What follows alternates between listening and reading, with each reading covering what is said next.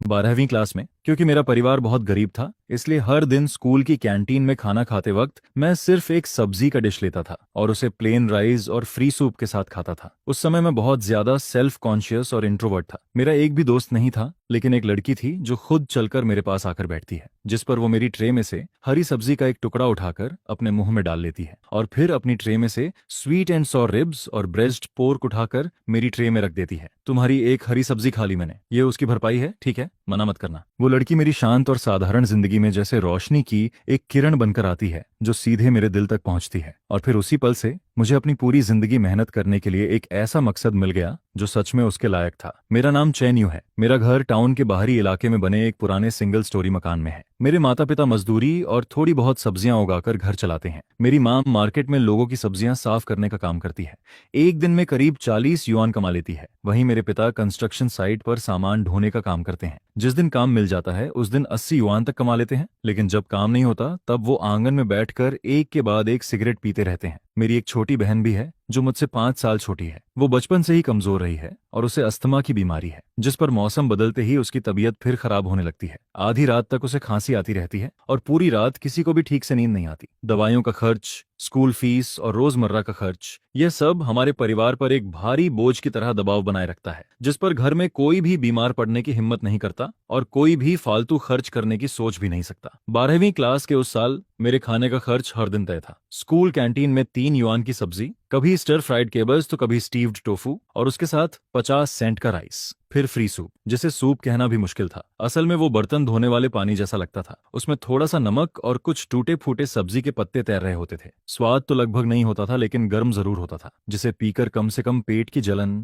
थोड़ी देर के लिए शांत हो जाती थी। हर दिन मेरा यही रूटीन चलता था। मैं कभी भी किसी क्लासमेट के साथ खाना नहीं खाता था। दोपहर में बेल बजते ही मैं जानबूझकर धीरे धीरे सामान समेटता था। कभी बैग ठीक करने का नाटक करता तो कभी किताबें पलटने का। जिसके बाद जब पूरी क्लास निकल जाती तब मैं अकेला कैंटीन की तरफ जाता था। वहां जाकर मैं सबसे कोने वाली जगह पर बैठता था। वो जगह गर्म पानी की टैंक के पास थी, जहां हमेशा खट्टी और अजीब सी स्मेल आती रहती थी, इसलिए कोई भी वहां बैठना पसंद नहीं करता था। जिस पर वही जगह मेरे लिए सबसे सही थी। मैं वहां एक साए की तरह खुद को छिपाकर बैठता था, जैसे मेरा रोशनी से कोई संबंध ही ना हो। फिर राइस और सब्जी को मिलाकर जल्दी जल्दी खाना शुरू कर देता था। सिर नीचे झुकाए रखता था, किसी की तरफ देखने की हिम्मत नहीं होती थी। मुझे डर लगता था कि कहीं किसी और की ट्रे में रखा breast pork, sweet and sour ribs या चिकन लेग देखकर मेरा मन और ज्यादा टूट न जाए। और उससे भी ज्यादा डर इस बात का था कि कहीं कोई मेरी ट्रे में मौजूद गरीबी को न देख ले। यह हीन भावना एक दो दिन में पैदा नहीं हुई थी। यह 10वीं क्लास से मेरे अंदर धीरे धीरे जमा होती गई थी। एक बार क्लास मॉनिटर स्टडी मटेरियल के पैसे इकट्ठा कर रहा था। क्लास में 50 स्टूडेंट्स थे। 49 स्टूडेंट्स ने उसी वक्त पैसे निकाल कर दे दिए। सिर्फ मैं था जिसने कहा कि कल लेकर आऊंगा, लेकिन फिर कल, परसों और उसके अगले दिन भी मैं पैसे नहीं ला पाया। आखिरकार क्लास मॉनिटर ने मुझसे पूछना ही बंद कर दिया और मैंने खुद अपना नाम लिस्ट से काट दिया। एक बार सर्दियों में बाकी स्टूडेंट्स वार्म जैकेट पहनकर आते थे,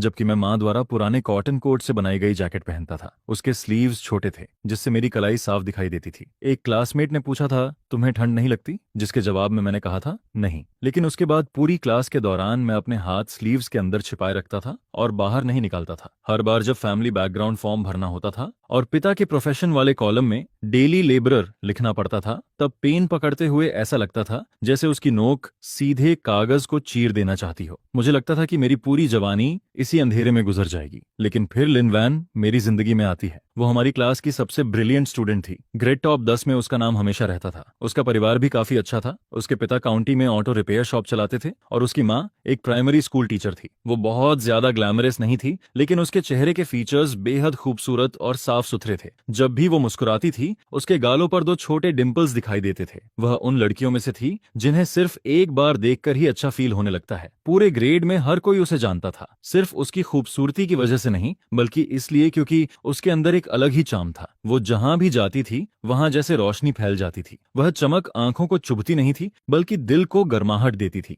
मैंने कभी नहीं सोचा था कि मेरा और उसका कोई संबंध बन सकता है। हम दोनों बिल्कुल अलग दुनिया के लोग थे। वो क्लास की पहली रो में बैठती थी, जबकि मैं आखिरी रो के कोने में। ब्रेक के दौरान उसके आसपास हमेशा स्टूडेंट्स की भीड़ लगी रहती थी जो उससे सवाल पूछते रहते थे, और मैं सिर्फ अपना सिर डेस्क पर रखकर सोने का नाटक करता था। स्कूल खत्म होने के बाद उसके लिए गेट पर कार इंतजार करती थी, जबकि मुझे अपने पुराने घर तक पहुंचने के लिए 40 मिनट पैदल चलना पड़ता था। उस दिन की दोपहर भी बाकी दिनों जैसी ही थी। मैं अपनी साधारण सब्जी वाली ट्रे लेकर कैंटीन के सबसे सुनसान कोने में जाकर बैठ गया। मेरे सामने सिर्फ दीवार थी और मेरी पीठ बाकी सभी लोगों की तरफ थी। मैंने अपना सफेद एनमेल मग घुटनों पर रखा और चॉपस्टिक से एक पीला पड़ चुका कैबेज का पत्ता उठाकर मुंह में डाल लिया। तभी मुझे ट्रे रखे जाने की आवाज सुनाई देती है। वो आवाज बिल्कुल मेरे बगल से आती है, जिस पर मैं हैरानी से सिर घुमाता हूँ और देखता हूँ कि लिन वान अपनी ट्रे रखकर मेरे पास बैठ रही है। वह इतनी सहजता से बैठती है जैसे किसी आम दोस्त के साथ बैठी हो। उसकी ट्रे में sweet and sour ribs, breast pork, shredded potato और एक सीवीड सूप रखा हुआ था। वो मेरी तरफ देखती तक नहीं, जिस पर वो चॉपस्टिक्स उठाकर मेरी ट्रे में से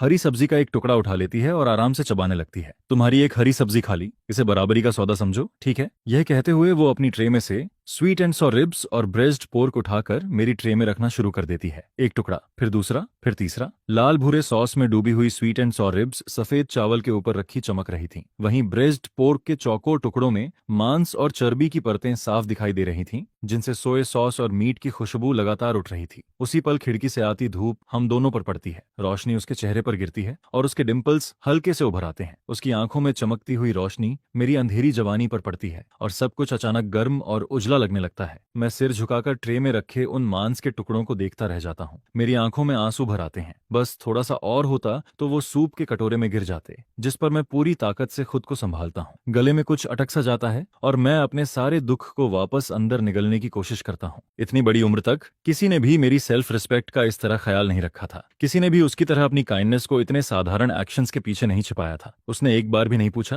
क्या तुम्हारा परिवार बहुत गरीब है? उसने यह भी नहीं कहा, मैं तुम्हें खाना खिला रही हूँ। उसने सिर्फ मेरी ट्रे से एक हरी सब्जी उठाई और बिना कुछ कहे अपना मीट मेरी ट्रे में रख दिया, जैसे सच में यह एक बराबरी का एक्सचेंज हो। वो स्वीट एंड सॉर रिब्स के टुकड़े, वो ब्रेस्ट पोर्क का टुकड़ा और वो हरी सब्जी का छोटा सा टुकड़ा, उसी पल से वे मेरी जिंदगी का सबसे बड़ा जुनून बन गए। उस रात घर लौटने के बाद मैं अपने पुराने लकड़ी के बिस्तर पर लेट जाता हूँ। वह बिस्तर जिस पर बैठते ही चरमराने की आवाज आने लगती है। मैं छत पर बने पुराने दागों को देखता रहता हूँ और मेरे दिमाग में बार बार उसी दोपहर की याद घूमती रहती है। मेरे दिमाग में बार बार कैंटीन का वही सीन घूमता रहता है। उसकी मुस्कान, उसका चॉपस्टिक्स से मेरी ट्रे में से हरी सब्जी उठाना और बात करते वक्त उसकी वह लापरवाह सी आवाज। मैं खुद से एक वादा करता हूँ, मुझे हर हाल में सबसे बेहतरीन यूनिवर्सिटी में एडमिशन लेना है। मुझे हर हाल में बड़ी सफलता हासिल करनी है और एक दिन ऐसा जरूर आएगा जब मैं उसके सामने पूरी इज्जत और आत्मविश्वास के साथ खड़ा होऊंगा। फिर मुझे किसी कोने में बैठकर साधारण सब्जी के साथ खाना नहीं खाना पड़ेगा। फिर मुझे इतनी बेबसी और हीन भावना के साथ जिंदगी नहीं जीनी पड़ेगी, जिसके बाद मैं दिन रात पढ़ाई में डूब जाता हूँ। सुबह 5 बजे उठता हूँ, 6 बजे तक क्लास में पहुंच जाता हूँ। रात 11 बजे लाइट्स ऑफ होने के बाद भी मैं कंबल के अंदर टॉर्च जलाकर प्रैक्टिस पेपर्स सॉल्व करता रहता हूँ। मैथ्स, फिजिक्स, केमिस्ट्री, इंग्लिश, एक के बाद एक किताब खत्म होती जाती है। पेन की रिफिल पूरी तरह खत्म हो जाती है, फिर भी मैं उसे फेंकने की हिम्मत नहीं करता। रफ पेपर पर बार बार लाइनें खींचता हूँ। जब तक बिल्कुल भी इंक नहीं निकलती तब जाकर नई रिफिल लगाता हूँ। मैं अपने सारे इमोशंस दिल के सबसे गहरे हिस्से में दबा देता हूँ। हर तरह का एंटरटेनमेंट छोड़ देता हूँ। ब्रेक के दौरान बाकी स्टूडेंट्स मूवीज की बातें करते हैं, गॉसिप करते हैं, वीकेंड पर इंटरनेट कैफे जाने हैं के प्लान्स बनाते हैं, जबकि मैं डेस्क पर सिर झुकाए बैठा रहता हूँ। कानों में पुराना MP3 प्लेयर लगा होता है जो मैंने सेकंड हैंड मार्केट से खरीदा था। उसके अंदर सिर्फ इंग्लिश लिसनिंग ऑडियोज भरे हुए थे। मैं लिन वैन से एक शब्द भी ज्यादा बोलने की हिम्मत नहीं करता। ऐसा नहीं था कि मैं बात नहीं करना चाहता था, असल में मैं डरता था। मुझे लगता था कि मेरी गरीबी उसकी खूबसूरती के सामने बिल्कुल भी मायने नहीं रखती। मुझे डर था कि अगर मैंने एक शब्द ज्यादा बोल दिया तो मेरी कमजोरी, मेरी गरीबी और मेरी बदहाली उसके सामने खुल जाएगी। मुझे डर था कि उसे पता चल जाएगा कि मैं एक ढंग का रेफरेंस बुक तक नहीं खरीद सकता। उसे यह भी पता चल जाएगा कि हर रात सेल्फ स्टडी खत्म होने के बाद मैं स्कूल गेट के पीछे पड़े कूड़ेदान के पास जाकर प्लास्टिक बॉटल्स इकट्ठा करता हूँ ताकि उन्हें बेचकर कुछ पैसे कमा सकूं, जिस पर मैं अपना पूरा ध्यान सिर्फ पढ़ाई पर लगा देता हूँ। मैं खुद को एग्जाम पेपर्स के समंदर में डुबो देता हूँ और मार्क्स के जरिए अपनी कीमत साबित करने की कोशिश करता हूँ। 12वीं क्लास के दूसरे सेमेस्टर की मॉक एग्जाम में मैं पूरे ग्रेड में तीसरे स्थान पर आता हूँ, जिस पर क्लास टीचर ली जियांगो मुझे ऑफिस में बुलाते हैं। वो दरवाजा बंद करते हैं, अपनी चेयर पर बैठते हैं और फिर मेरी तरफ देखते हैं। चेन्यू, इस बार तुम्हारा रिजल्ट बहुत अच्छा आया है। जिस पर थोड़ी देर चुप रहने के बाद वो आगे कहते हैं, मैं तुमसे कुछ सच बात करना चाहता हूँ। तुम्हारे परिवार की हालत मुझे अच्छी तरह पता है। तुम्हारे पिता कंस्ट्रक्शन साइट पर मजदूरी करते हैं, तुम्हारी माँ मार्केट में काम करती है, तुम्हारी छोटी बहन की तबीयत भी हमेशा खराब रहती है। मान लो तुम गौकाओ में अच्छा स्कोर भी कर लेते हो तो यूनिवर्सिटी की फीस और लिविंग एक्सपेंसेस का क्या होगा? क्या तुम्हारा परिवार इतना खर्च उठा पाएगा? मेरी सलाह है कि तुम अपने प्रोविंस की किसी टीचर्स ट्रेनिंग यूनिवर्सिटी में एडमिशन ले लो। वहाँ फीस कम है, स्कॉलरशिप भी मिलती है। ग्रेजुएशन के बाद तुम्हें अपने ही जिले में टीचिंग जॉब मिल जाएगी। जिंदगी में प्रैक्टिकल बनो। 985 और 211 प्रोजेक्ट यूनिवर्सिटीज के पीछे भागने का क्या फायदा? मान लो एडमिशन मिल भी गया तो पढ़ाई के पैसे कहाँ से लाओगे? मैं उनकी किसी बात का जवाब नहीं देता। न ये कहता हूँ कि मैं एडमिशन निकाल सकता हूँ, न ये कहता हूँ कि मैं फीस का इंतजाम कर लूंगा। मैं कुछ भी नहीं कहता, बस 3 सेकंड तक वहीं खड़ा रहता हूँ और फिर मुड़कर ऑफिस से बाहर निकल जाता हूँ। कॉरिडोर पूरी तरह शांत था। दोपहर की धूप खिड़कियों से अंदर आ रही थी और फर्श पर चमकती हुई लकीरें बना रही थीं। मैं सीढ़ियों के पास जाकर बैठ जाता हूँ, अपना चेहरा घुटनों के बीच छिपा लेता हूँ। मैं रोता नहीं हूँ, बस बहुत देर तक उसी तरह बैठा रहता हूँ। उस रात जब मैं घर पहुंचता हूँ तो माँ आंगन में बैठकर सब्जियां धो रही होती है। ठंडा पानी उनके हाथों को लाल कर चुका था, उंगलियों की त्वचा जगह जगह से फट चुकी थी। वहीं पिता दरवाजे के पास बैठकर सिगरेट पी रहे होते हैं, लेकिन वह खरीदी हुई सिगरेट नहीं थी। लोग जो बचे हुए सिगरेट फिल्टर्स फेंक देते थे, पिता उन्हें उठाकर लाते थे, फिर उनमें से टबैको निकालकर कागज में लपेटकर दोबारा पीते थे। मेरी छोटी बहन कमरे के अंदर बैठकर होमवर्क कर रही होती है। बीच बीच में उसे खांसी आती है, उसकी सांसों से सीटी जैसी आवाज निकलती रहती है। माँ मुझे देखकर पूछती है, बेटा आ गया, कुछ खाया या नहीं? रसोई में पोरेज रखा है। जिस पर मैं अचानक कहता हूँ, माँ मैं शंघाई जियाओटोंग यूनिवर्सिटी में एडमिशन लेना चाहता हूँ। माँ एक पल के लिए रुक जाती है, जिसके बाद वह तुरंत कहती है, तो एडमिशन ले लेना बेटा। अगर तुम सिलेक्ट हो गए तो तुम्हें पढ़ाने के लिए हम अपनी सारी संपत्ति भी बेच देंगे। यह सुनकर पिता भी धीरे से कहते हैं, कल मैं तुम्हारे दूसरे चाचा के घर जाऊंगा, देखता हूँ कुछ पैसे उधार मिल सकते हैं या नहीं। उनकी बातें सुनकर मैं कुछ नहीं कह पाता, जिसके बाद मैं अपने कमरे में लौट आता हूँ। डेस्क लैंप जलाता हूँ, फिजिक्स का पेपर खोलता हूँ। मेरी स्टडी टेबल के कोने पर एक छोटा सा कागज चिपका हुआ था, उस पर मेरे अपने हाथों से लिखा हुआ एक लक्ष्य था। लिखावट भले ही टेढ़ी मेढ़ी थी, लेकिन उसके अंदर पूरा जुनून भरा हुआ था। 628 पॉइंट्स, शंघाई जियाओटोंग यूनिवर्सिटी। यह पिछले साल सिलेक्टेड स्टूडेंट्स का कट ऑफ स्कोर था। मैंने उसी नंबर को लिखकर अपनी टेबल के सामने चिपका दिया था, ताकि हर बार सिर उठाने पर मेरी नजर उसी पर पड़े और फिर मैं दोबारा क्वेश्चन सॉल्व करने लगता हूँ। दिन, हफ्ते और महीने एक सीधी लाइन की तरह गुजरते जाते हैं। बस घर और क्लासरूम के बीच की दूरी ही मेरी दुनिया बन जाती है। मेरी नींद घटकर सिर्फ 4 घंटे रह जाती है। खाना 5 मिनट में खत्म होने लगता है। गौकाओ से 1 हफ्ता पहले स्कूल सेल्फ स्टडी के लिए छुट्टी दे देता है, जिस पर मैं खुद को घर के अंदर बंद कर लेता हूँ। वही पुराना मकान जो गर्मियों में भट्टी जैसा और सर्दियों में बर्फ जैसा लगता था। मेरी टेबल पर बुक्स और टेस्ट पेपर्स का ढेर लगा रहता है। माँ मुझे डिस्टर्ब करने की हिम्मत नहीं करती। वो सिर्फ खाना दरवाजे के बाहर रखती है, हल्का सा नॉक करती है और फिर वापस चली जाती है। यहाँ तक कि जब मेरी बहन को खांसी आती है तब भी वो मुंह दबाकर आंगन में चली जाती है, ताकि मेरी पढ़ाई में रुकावट न आए। और फिर गौकाओ के वे 2 दिन आ जाते हैं। उस साल मौसम बेहद उमस भरा था। पूरा शहर जैसे भाप से भरे बर्तन की तरह लग रहा था। मैं एग्जाम हॉल में बैठा था। मेरी हथेलियां पसीने से भीगी हुई थीं। मैं लगातार पेन को कसकर पकड़े हुए था। पहले दिन ऐसे का टॉपिक था रिकॉर्ड, जिस पर मैंने एक ऐसे लड़के की कहानी लिखी जो कीचड़ से निकलकर अपनी मंजिल तक पहुंचना चाहता था। ऐसे के बीच में लिखते लिखते मुझे फिर वही कैंटीन याद आ जाता है। वही धूप, वही स्वीट एंड सावर रिब्स, वही दोपहर जिस पर मेरा पेन कुछ पल के लिए रुक जाता है और आंसर शीट पर इंक का एक छोटा सा धब्बा बन जाता है। फिर आखिरकार आखिरी सब्जेक्ट की बेल बजती है और गौकाओ खत्म हो जाता है। एग्जाम हॉल से बाहर निकलते वक्त मैं न तो खुशी से चिल्लाता हूँ और न ही राहत महसूस करता हूँ। मैं बस अपनी पॉकेट में रखे एडमिट कार्ड को कसकर पकड़ता हूँ, फिर आसमान की तरफ देखता हूँ और बिना कुछ कहे भीड़ के बीच से निकलकर अकेला घर की तरफ चल पड़ता हूँ। रिजल्ट वाले दिन मैं पड़ोसी के घर का कंप्यूटर उधार लेता हूँ। नेटवर्क बहुत खराब था। कई बार वेबसाइट रिफ्रेश करने के बाद भी रिजल्ट पेज नहीं खुलता। मैं आंगन में बैठा हुआ कांपते हाथों से अपना रोल नंबर दर्ज करता हूँ। स्क्रीन पर लोडिंग सर्कल घूमता रहता है। करीब 10 सेकंड बाद रिजल्ट सामने आता है, 628 पॉइंट्स। मैं उस नंबर को बहुत देर तक देखता रह जाता हूँ, फिर अचानक आंगन के बीचों बीच बैठ जाता हूँ और आधे घंटे तक लगातार रोता रहता हूँ। यह कोई जोर जोर से रोना नहीं था, यह उन सारी भावनाओं का विस्फोट था जिन्हें मैंने सालों तक अपने अंदर दबाकर रखा था। मेरे कंधे लगातार कांप रहे थे, गले से टूटी हुई आवाजें निकल रही थीं। बड़े बड़े आंसू जमीन पर गिरते जा रहे थे। माँ घर से भागकर बाहर आती है। वह घबरा जाती है। उसे लगता है कि शायद मैं फेल हो गया हूँ, जिस पर मैं फोन उसकी तरफ बढ़ा देता हूँ। माँ काफी देर तक स्क्रीन को देखती रहती है और फिर वह भी फूट फूट फूट कर रोने लगती है। पिता दरवाजे पर खड़े रहते हैं, वो पास नहीं आते, बस चुपचाप मुड़ जाते हैं, लेकिन उनके कंधे हल्के हल्के कांप रहे होते हैं। कुछ दिनों बाद शंघाई जियाओटोंग यूनिवर्सिटी का एडमिशन लेटर घर पहुंचता है। जिस दिन वह लेटर आता है, पूरा छोटा सा जिला जैसे हिल जाता है। पिछले कई सालों में मैं अपने जिले के हाई स्कूल का पहला स्टूडेंट था जिसे उस प्रतिष्ठित यूनिवर्सिटी में एडमिशन मिला था, जिस पर क्लास टीचर ली जियांगो पूरी क्लास के सामने एडमिशन लेटर उठाकर दिखाते हैं। उनके चेहरे पर गर्व साफ दिखाई दे रहा था। फिर वह सभी स्टूडेंट्स से कहते हैं, तुम सबको चैन यू से सीखना चाहिए। कठिन परिस्थितियों में भी आगे बढ़ना क्या होता है, यह इसका सबसे अच्छा उदाहरण है। मैं अपनी सीट पर बैठा उनकी मुस्कान देखता रहता हूँ, लेकिन कुछ नहीं कहता, क्योंकि मैं जानता था कि अब भी हमारे परिवार के पास पूरी यूनिवर्सिटी फीस जमा करने लायक पैसे नहीं थे। जिस पर विलेज कमेटी ने हमारी मदद के लिए आगे आना शुरू किया था, जिसके बाद मैंने स्टूडेंट लोन के लिए अप्लाई किया। वहीं विलेज कमेटी ने गांव वालों से चंदा इकट्ठा करने में भी मदद की। माँ ने अपनी 2 मुर्गियां बेच दी,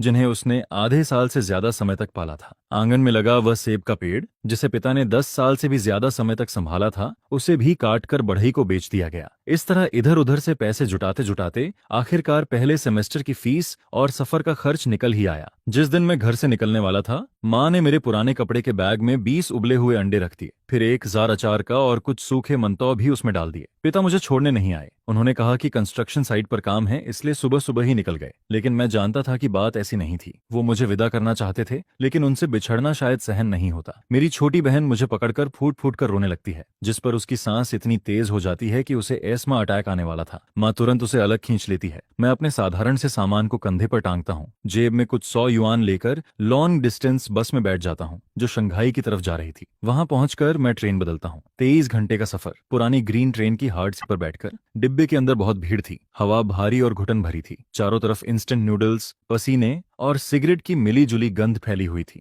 मैं खिड़की के सहारे सिर टिकाकर बाहर देखता रहता हूँ। खेत, गांव, छोटे छोटे मकान, दूर दूर तक फैली पहाड़ियां, सब कुछ धीरे धीरे पीछे छूटता जा रहा था। जिस पर ट्रेन आगे बढ़ती रहती है और मेरे मन में सिर्फ एक ही ख्याल घूमता रहता है, चान्यू, तुझे हर हाल में सफल होना है। किसी और वजह से नहीं, सिर्फ इसलिए क्योंकि 12वीं क्लास में उस लड़की ने तेरी ट्रे में 2 स्वीट एंड्स और रिब्स रखी थी, उसकी उस सच्ची काइंडनेस की वजह से, ताकि एक दिन तू उसके सामने सिर उठाकर खड़ा हो सके, ताकि तुझे फिर कभी नजरें झुकानी न पड़े, ताकि तू खुद को उससे कम न समझे। मैंने पीछे मुड़कर नहीं देखा, जानबूझकर अपनी यूथ की सारी यादों को दिल के सबसे गहरे कोने में बंद कर दिया। यूनिवर्सिटी पहुंचने के बाद भी मैंने लिनवान से कभी कॉन्टैक्ट नहीं किया।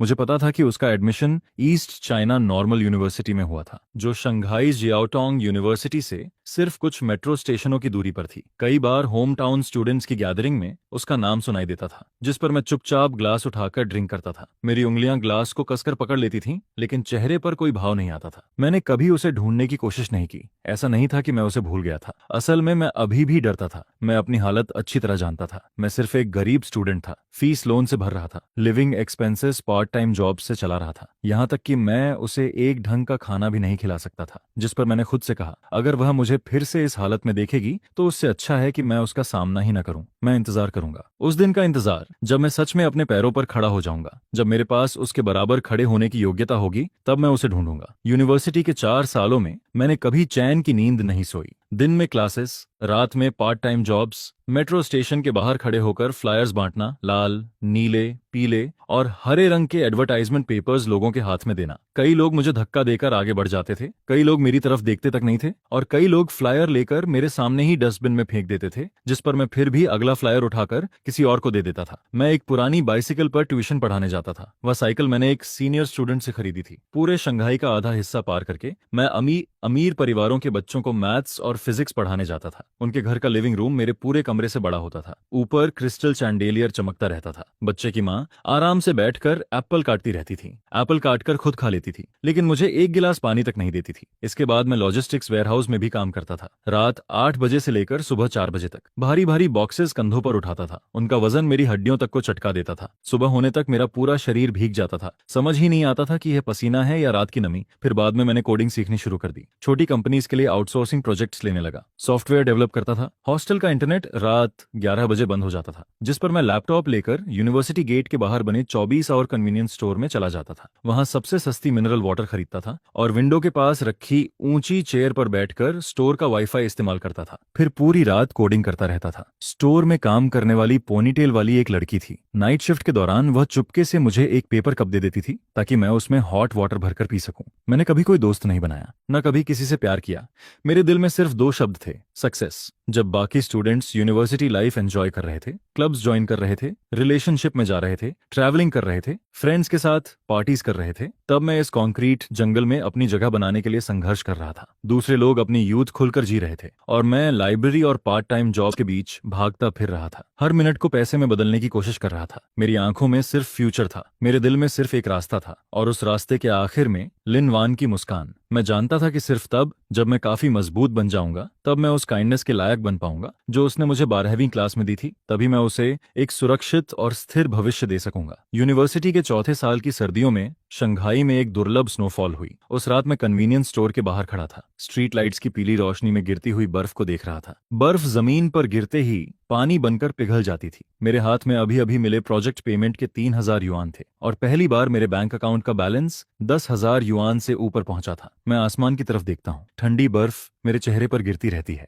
जिस पर मैं धीरे से हवा में 2 शब्द कहता हूँ, wait for me. University graduation के साल मैंने कई बड़ी कंपनीज के जॉब ऑफर्स ठुकरा दिए। ऐसा नहीं था कि मैं वहां काम नहीं करना चाहता था, लेकिन मैं जानता था कि वह रास्ता मेरे लिए नहीं था। बड़ी कंपनीज स्टेबिलिटी देती हैं, फिक्स्ड सैलरी देती हैं, प्रमोशन पाथ देती हैं, ईयर एंड बोनस और बेनिफिट्स देती हैं, लेकिन वह इंसान को एक छोटा गियर भी बना देती हैं, और मैं सिर्फ एक गियर बनकर नहीं रहना चाहता था। मैं ऐसा भविष्य चाहता था जहां मैं लिन वैन को कभी झुककर जीने के लिए मजबूर न होने दूं। इसलिए मैंने अपनी सारी सेविंग्स निकाल ली, पार्ट टाइम जॉब्स और फ्रीलांस प्रोजेक्ट से जो कुछ भी जमा किया था सब लगा दिया। फिर टेक्नोलॉजी फोरम पर मिले कुछ दोस्तों के साथ मिलकर एक कंपनी रजिस्टर कर ली। कंपनी कहना भी शायद बड़ी बात थी, असल में वह शंघाई के बाहरी इलाके की एक पुरानी रेजिडेंशियल बिल्डिंग का बेसमेंट था, सिर्फ 10-12 स्क्वायर मीटर का। गर्मियों में वह भट्टी बन जाता था, एयर कंडीशनर नहीं था, सिर्फ सेकंड हैंड मार्केट से खरीदा हुआ एक पुराना फैन था जो लगातार घर घर की आवाज करता रहता था और गर्म हवा फेंकता रहता था। सर्दियों में वहां हड्डियां जम जाती थीं। हीटिंग सिस्टम सालों पहले खराब हो चुका था, जिसे किसी ने ठीक नहीं कराया था। हम सब मोटे मिलिट्री जैकेट्स पहनकर कंप्यूटर्स के सामने बैठे रहते थे। ठंड से उंगलियां अकड़ जाती थीं। कुछ देर टाइपिंग करते,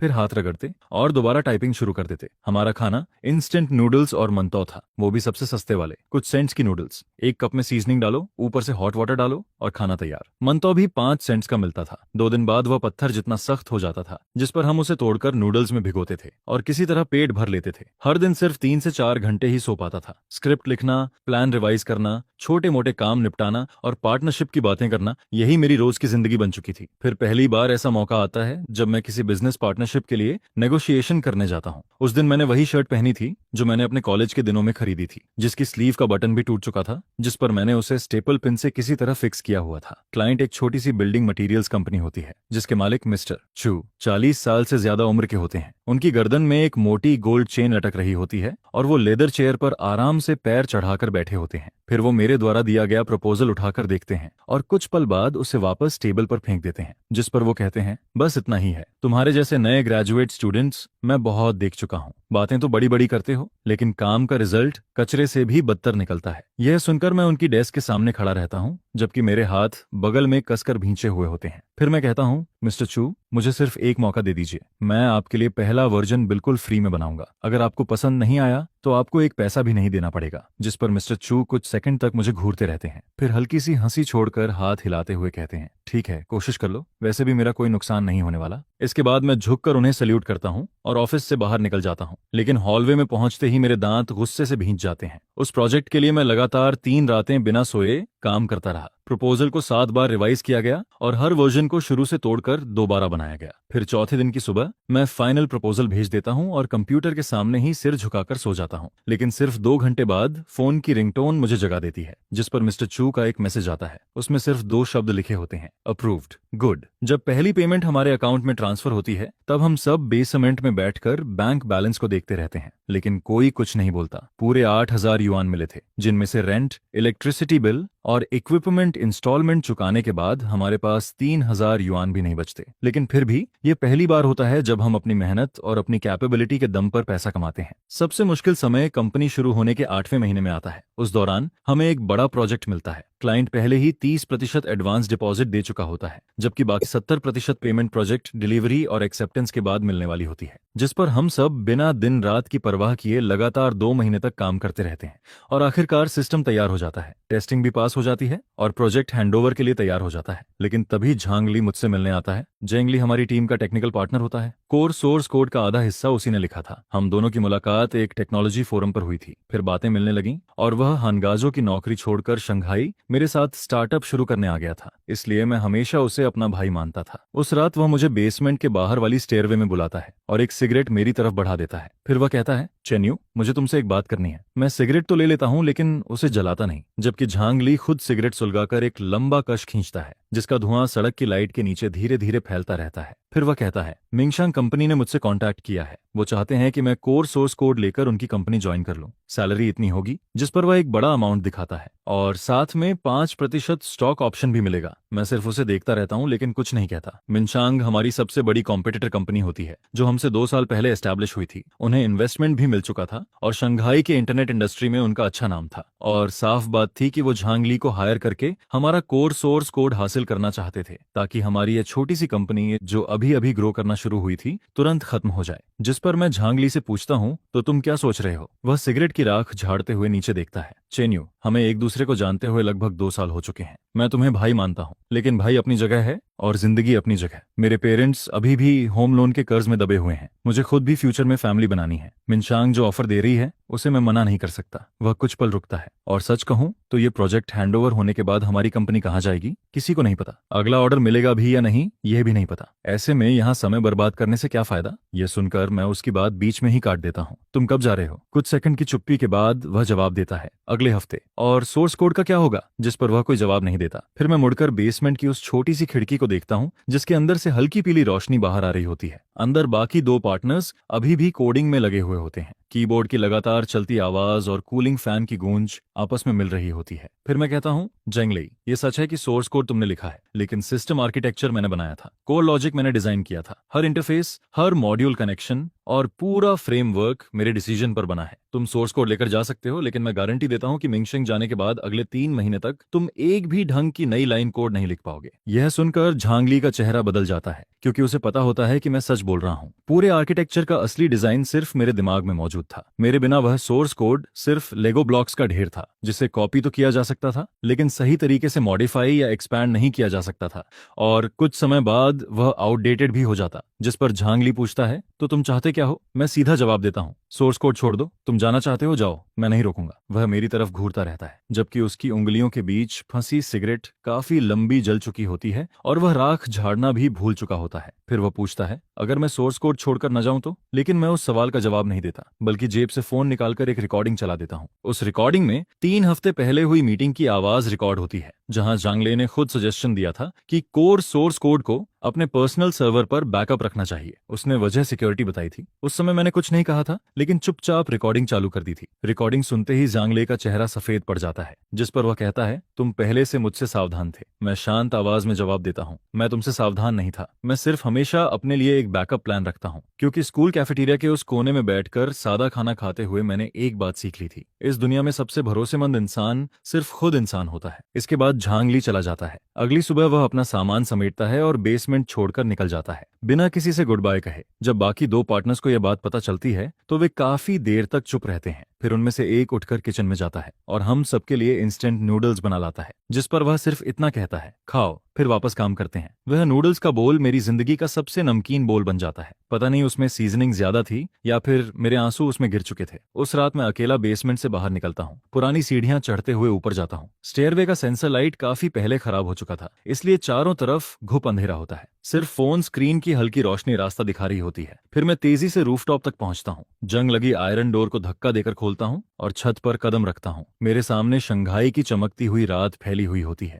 जिसकी रोशनी आंखों को चकाचौंध कर देती है। दूर सामने लुजियाजुई की ऊंची ऊंची स्काई स्क्रेपर्स खड़ी दिखाई दे रही होती हैं। उनकी अनगिनत लाइट्स एक दूसरे से सटी हुई चमक रही होती हैं, मानो किसी ने पूरी मिल्की वे को आसमान से उतारकर हुआंगपू रिवर के किनारे सजा दिया हो। ओरिएंटल पर्ल टावर की छोटी रात के अंधेरे में चमक रही होती है, जबकि शंघाई वर्ल्ड फाइनेंशियल सेंटर बादलों के बीच कभी दिखता है, कभी छिप जाता है। चारों तरफ ऊंची इमारतें और जगमगाती रोशनियां फैली हुई होती हैं, पूरा शहर एक विशाल मशीन की तरह लगता है जो कभी रुकता ही नहीं, जो हर दिन अनगिनत लोगों के सपनों और निराशाओं को पीसता और फिर से गढ़ता रहता है। लेकिन उस पूरे शहर में एक भी लाइट ऐसी नहीं होती जो मेरे लिए जल रही हो। मैं रूफटॉप पर खड़ा रहता हूँ, तेज हवा मेरी शर्ट को जोर जोर से फड़फड़ाती रहती है। फिर मैं अपना फोन निकालता हूँ और एक फोटो खोलता हूँ। वह क्लास 12 ग्रेजुएशन फोटो की कॉपी होती है, जिसकी क्वालिटी धुंधली हो चुकी होती है। उस फोटो में लिन यूएन दूसरी रो में बाएं से चौथे स्थान पर खड़ी होती है। उसने नीले और सफेद रंग की स्कूल यूनिफॉर्म पहनी होती है। वह कैमरा की तरफ मुस्कुरा रही होती है और उसके गालों के डिंपल्स हल्के हल्के दिखाई दे रहे होते हैं। उसकी आंखों में चमकती हुई रोशनी साफ नजर आती है। मैं उस फोटो को काफी देर तक देखता रहता हूँ, फिर धीमी आवाज में खाली हवा से बात करता हूँ। लिन ह्यूएन, आज मैं लगभग टूट ही गया था। एक ऐसा इंसान जिसे मैं भाई मानता था, उसने मुझे धोखा दे दिया। वह मेरे दिल और मेहनत का आधा हिस्सा अपने साथ लेकर चला गया। कंपनी के अकाउंट में सिर्फ अगले महीने तक चलने लायक पैसे बचे हैं। मुझे नहीं पता कि यह प्रोजेक्ट डिलीवर करने के बाद हमें कोई नया ऑर्डर मिलेगा भी या नहीं। मैं कुछ पल के लिए रुक जाता हूँ, लेकिन मैं हार नहीं मानूंगा। जिस पर मेरी नजर दूर खड़े ओरिएंटल पर्ल टावर पर टिक जाती है, जिसकी रोशनी रात में कभी चमकती है तो कभी धुंधली पड़ जाती है। फिर मैं धीरे से कहता हूँ, तुम जानती हो, इन सालों में हर दिन मैं यही सोचता रहा हूं कि जिस दिन मैं सक्सेसफुल बन जाऊंगा, जिस दिन मैं तुम्हारे सामने खड़े होने के लायक बन जाऊंगा, उस दिन मैं तुम्हें ढूंढने आऊंगा। मैं तुम्हें सबसे महंगे रेस्टोरेंट में खाना खिलाऊंगा, तुम्हारे लिए सबसे खूबसूरत कपड़े खरीदूंगा, तुम्हें दुनिया की हर वो जगह दिखाऊंगा जिसे तुम देखना चाहती हो, ताकि तुम्हें फिर कभी किसी बात का दुख न सहना पड़े, ताकि तुम्हें फिर कभी किसी और की सेल्फ रिस्पेक्ट बचाने के लिए अपनी फीलिंग्स दबानी न पड़े। क्योंकि जिस गरीब लड़के को तुमने कभी प्रोटेक्ट किया था,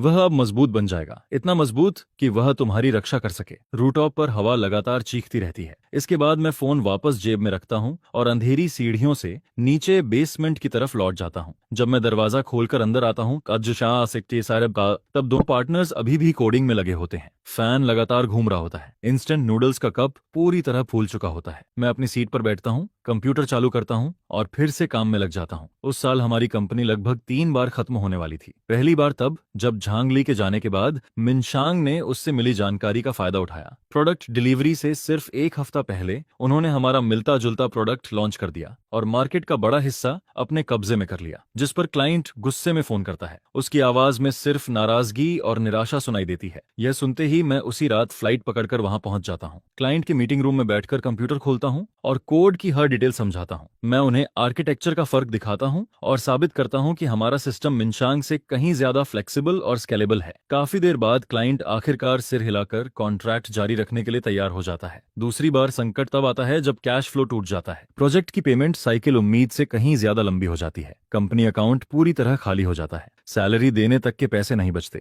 जिस पर मैं अपनी 4 साल की पूरी सेविंग्स निकालकर कंपनी में लगा देता हूँ। क्रेडिट कार्ड भी पूरी तरह इस्तेमाल कर लेता हूँ। जितने लोगों से उधार मिल सकता था, सबसे पैसे मांगता हूँ। सबसे बुरा समय वह होता है जब मेरी जेब में सिर्फ कुछ सिक्के बचे होते हैं। इंस्टेंट नूडल्स खरीदने तक के पैसे नहीं होते। मैं बेसमेंट के बाहर सीढ़ियों पर बैठा रहता हूँ। डिलीवरी राइडर्स को आते जाते देखता रहता हूँ और भूख इतनी बढ़ जाती है कि पेट दर्द करने लगता है। तीसरी बार संकट टेक्निकल ब्रेक थ्रू के दौरान आता है। हमें एक बड़ी कंपनी का सिस्टम डेवलपमेंट प्रोजेक्ट मिलता है। उसकी वैल्यू बहुत बड़ी होती है, लेकिन उसकी टेक्निकल डिफिकल्टी हमारी उम्मीद से कहीं ज्यादा निकलती है। जिस पर पूरी टीम लगातार 40 दिनों तक ऑफिस में ही रहती है। वर्क स्टेशन के पास ही फोल्डिंग बेड्स लगा दिए जाते हैं। जब कोई ज्यादा थक जाता है तो वहीं 3 या 4 घंटे सो जाता है और उठते ही फिर से काम में लग जाता है। उन 40 दिनों में मेरा वजन 7.5 किलो कम हो जाता है। आंखें अंदर धंस जाती हैं, चेहरे पर दाढ़ी बेतरतीब उगाती है। लेकिन प्रोजेक्ट डिलीवरी वाले दिन सिस्टम बिना किसी एरर के स्मूथली रन करता है। जिस पर क्लाइंट साइड के टेक्निकल डायरेक्टर खड़े होते हैं, हाथ मिलाते हैं और कहते हैं, तुम लोग सबसे भरोसेमंद टीम हो जिसके साथ मैंने कभी काम किया है। उसके बाद हमारी कंपनी धीरे धीरे ग्रो करने लगती है। मेरी जिद, हमारी टेक्नोलॉजी और मार्केट की सही अंडरस्टैंडिंग हमें आगे बढ़ाती रहती है। कुछ लोगों की टीम दर्जनों लोगों में बदल जाती है, फिर दर्जनों से सैकड़ों लोग हो जाते हैं और आखिरकार वह अंधेरा बेसमेंट छोड़कर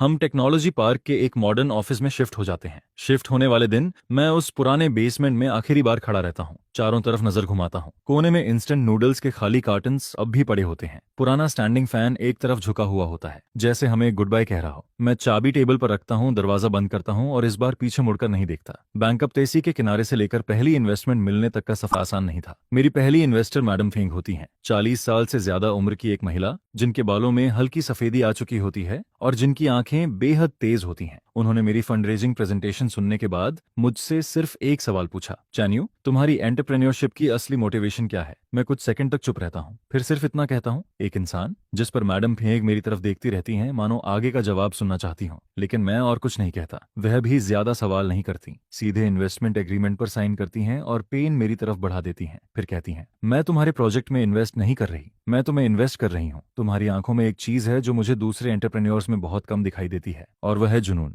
इसके बाद कंपनी लिस्टेड हो जाती है, मार्केट वैल्यू तेजी से बढ़ने लगती है। लिस्टिंग सेरेमनी के दिन शंघाई स्टॉक एक्सचेंज लोगों से भरा हुआ होता है। कैमरा फ्लैशेस लगातार चमक रहे होते हैं। हर कोई एक्सपेंसिव सूट पहने मुस्कुरा रहा होता है। मैं स्टेज पर खड़ा होता हूँ, हाथ में सेरेमोनियल हैमर पकड़े हुए, और जब लिस्टिंग बेल बजती है तब मैं मन ही मन एक नाम पुकारता हूँ, लिन उयन। एक गरीब स्टूडेंट से लेकर बिजनेस लेजेंड बनने तक का सफर पूरा करने में मुझे पूरे 10 साल लग गए। शंघाई बिजनेस सर्कल में चेन यू का नाम हर कोई जानता था। मेरे पास अपना टेक्नोलॉजी ग्रुप होता है, internet industry, new energy sector और प्रीमियम सर्विसेज में मेरा बिजनेस फैल चुका होता है। मेरे नाम पर लग्जरी विलास और एक्सपेंसिव कार्स होती हैं। मेरे पास बेहिसाब वेल्थ होती है। चारों तरफ इन्फ्लुएंशियल लोग घूमते रहते हैं। चापलूसी, तारीफ और खुशामद करने वालों की कोई कमी नहीं होती। अब मुझे सादा खाना खाकर गुजारा नहीं करना पड़ता, पैसों की चिंता भी नहीं रहती। मैं लग्जरी क्लब्स में जाता हूँ, दुनिया के सबसे बेहतरीन डिशेस टेस्ट करता हूँ। रेस्टोरेंट के मैनेजर खुद आकर मेरा स्वागत करते हैं, दिन के स्पेशल मेन्यू की जानकारी देते हैं। वाग्यू बीफ, प्रीमियम मशरूम्स और कैवियर जैसे डिशेज मेरे सामने सजाए जाते हैं। हर प्लेट किसी आर्ट वर्क की तरह खूबसूरत दिखाई देती है। लेकिन चाहे कितने भी महंगे स्वाद मेरे सामने क्यों न हो, मैं कभी भी उन 2 सादे पोर्क रिब्स का स्वाद दोबारा महसूस नहीं कर पाता। उस साल की वह छोटी सी लौ। सफलता हासिल करने के बाद मैंने लोगों को लिन यूएन को ढूंढने के लिए भेजा। मैं जानना चाहता था कि इन सालों में वह कैसी रही है और अपने बचपन का वह वादा पूरा करना चाहता था। लेकिन मेरे लोगों के जरिए जो खबर वापस आई वह टूटी फूटी और अधूरी थी, जिसे जोड़कर कोई पूरी तस्वीर नहीं बन सकती थी। बस इतना पता चला कि यूनिवर्सिटी से ग्रेजुएट होने के बाद वह शंघाई में नहीं रुकी, बल्कि अपने होम टाउन वापस लौट गई। जिसके बाद उसके परिवार पर मुसीबत आ गई। उसके पिता का बिजनेस फेल हो गया और उन पर काफी कर्ज चढ़ गया। हालांकि वह रकम कितनी थी यह कोई नहीं जानता था। इसके बाद उन्होंने नौकरी छोड़ दी और घर भी बदल लिया, यहाँ तक कि फोन नंबर भी बदल दिया। जैसे पानी की एक बूंद नदी में घुलकर पूरी तरह गायब हो जाती है, उनका कोई पता नहीं चला। मैं अपने ऑफिस में बैठकर यह रिपोर्ट सुनता हूँ, जिस पर काफी देर तक चुप रहता हूँ। खिड़की के बाहर शंघाई की रोशनियां जल चुकी होती हैं। सड़क पर गाड़ियां नदी के बहते पानी की तरह लगातार चल रही होती हैं। मैं अपना फोन उठाकर वह धुंधली ग्रेजुएशन फोटो देखता हूँ। उससे बहुत देर तक देखता रहता हूँ, फिर स्क्रीन लॉक करके फोन को मेज पर उल्टा रख देता हूँ, जिस पर मेरे दिल के अंदर एक अजीब खालीपन रह जाता है। पिछले 10 से ज्यादा सालों से जो चीज मुझे संभाले हुए थी, ऐसा लगता है जैसे वह अचानक गायब हो गई हो। मुझे हमेशा लगता था कि एक दिन मैं उस लड़की से जरूर मिलूंगा जिसने मेरी जवानी के दिनों को रोशन किया था, लेकिन अब ऐसा लगता है कि शायद इस जिंदगी में उससे दोबारा कभी मुलाकात नहीं होगी। इसके बाद मैं अपना पूरा ध्यान करियर पर लगा देता हूँ। लोगों की नजर में मैं एक वर्कहॉलिक बन जाता हूँ। ना मुझे खूबसूरत लड़कियों में दिलचस्पी रहती है, ना ही किसी रिश्ते में।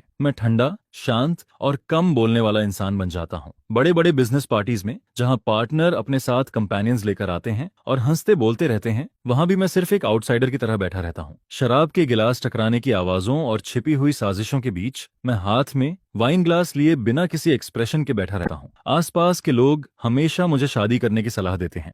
फैंग मैडम वही इन्वेस्टर थीं जिन्होंने शुरुआती दिनों में मेरे ऊपर पैसा लगाया था। बाद में वह मेरी कंपनी की शेयर होल्डर भी बन गई। एक बार कॉफी पीते समय जो मेरे लिए बॉस भी थीं और मेंटर भी, वह मुझे देखकर लंबी सांस लेती हैं, जिस पर वह कहती हैं, चान्यू, इस साल तुम 31 साल के हो गए हो, कंपनी भी लिस्टेड हो चुकी है, पैसा भी बहुत कमा लिया है, अब तुम्हें अपनी पर्सनल लाइफ के बारे में भी सोचना चाहिए। मैं कॉफी को चम्मच से घुमाता रहता हूँ, लेकिन कुछ नहीं कहता। जिस पर फेंग मैडम फिर पूछती हैं, क्या तुम्हारे दिल में पहले से कोई है? यह सुनकर मेरे हाथ की कॉफी स्पून हल्के से कप से टकराती है और एक छोटी सी आवाज निकलती है। फेंग मैडम तुरंत समझ जाती हैं, जिस पर वह सिर हिलाती हैं और आगे कुछ नहीं पूछती। समय बीतता जाता है और मेरे बिजनेस एम्पायर का विस्तार लगातार बढ़ता रहता है। इनमें शंघाई के कई टॉप नाइट क्लब्स और प्राइवेट क्लब्स भी शामिल होते हैं। बेविएट क्लब उनमें सबसे शानदार जगह मानी जाती है। यह शंघाई पोर्ट के पास एक अलग खड़ी वेस्टर्न स्टाइल विला में बना हुआ है। इसकी सजावट बेहद आलीशान होती है। हल्की रोशनी और शानदार माहौल इसे और भी खास बनाते हैं। दरवाजे पर खड़े सिक्योरिटी गार्ड्स काले रंग के महंगे सूट्स पहने रहते हैं। उनके कानों में कम्युनिकेशन डिवाइसेस लगे होते हैं और वे आने जाने वाले हर गेस्ट को मुस्कुराकर सलाम करते हैं। आमतौर पर मैं ऐसी जगहों पर बहुत कम जाता हूँ। मैं सिर्फ इन्वेस्टर के तौर पर शेयर्स रखता हूँ और मैनेजमेंट प्रोफेशनल टीम के हवाले कर देता हूँ। मुझे हमेशा लगता है कि ऐसी शोर शराबे वाली जगहें बहुत दिखावटी होती हैं।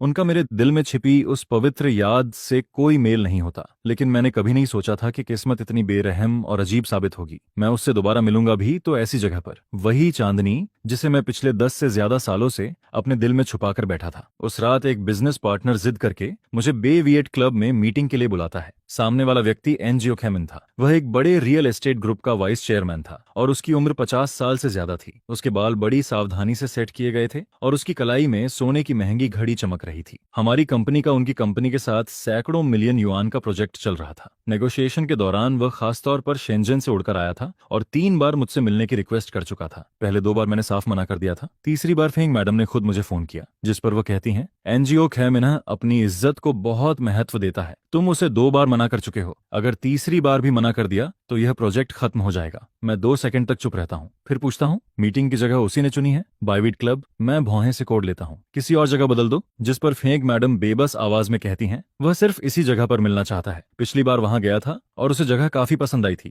चैन्यू, मैं जानती हूँ कि तुम्हें ऐसी जगहें पसंद नहीं है, लेकिन बिजनेस वर्ल्ड में कभी कभी समझौता करना पड़ता है। ठीक है, मैं आता हूँ। रात के 8 बजे मेरी कार क्लब के सामने रुकती है। मैं दरवाजा खोलकर बाहर निकलता हूँ। एंट्रेंस पर मौजूद स्टाफ मुझे पहचान लेता है और तुरंत झुककर मेन डोर खोल देता है। चैन सर, एनजीओ सर आ चुके हैं। वह 2nd फ्लोर के एम्परर रूम में इंतजार कर रहे हैं। मैं बिना कोई भाव दिखाए लॉबी पार करता हूँ और स्पाइरल स्टेयर्स से होते हुए दूसरी मंजिल पर पहुंचता हूँ। एम्परर रूम का दरवाजा मोटी ओक वुड से बना होता है। बाहर 2 स्टाफ मेंबर्स खड़े रहते हैं। मुझे देखते ही दोनों सिर झुकाकर दरवाजा खोल देते हैं। रूम काफी बड़ा था, लगभग 70 से 80 स्क्वायर मीटर का। बीच में सॉलिड वुड की एक लंबी टेबल रखी थी। उस पर फ्रूट्स, ड्रिंक्स और कई तरह के कोल्ड डिशेज सजे हुए थे। रेड लेदर सोफा बेहद मुलायम और आरामदायक था। लाइट्स जानबूझकर डिम रखी गई थीं। सिर्फ टेबल लैंप्स और वॉल लाइट्स हल्की रोशनी फैला रही थीं। पूरा कमरा एक सुस्त और रहस्यमयी माहौल में डूबा हुआ था। एनजीओ खैमिन पहले से मौजूद था। वह मेन सीट के पास सोफा पर बैठा था। उसके साथ 2 वाइस प्रेसिडेंट्स और एक फीमेल सेक्रेटरी भी थीं। मुझे देखते ही वह मुस्कुराते हुए खड़ा हो जाता है और हाथ हिलाकर कहता है, चेन सर, आखिरकार आपका इंतजार खत्म हुआ। आइए बैठिए। मैं आगे बढ़कर उससे हैंडशेक करता हूँ और मेन सीट पर बैठ जाता हूँ। एनजीओ खैमिन खुद मेरे लिए व्हिस्की डालता है। बर्फ के टुकड़े ग्लास से टकराकर साफ आवाज निकालते हैं। चैन सर,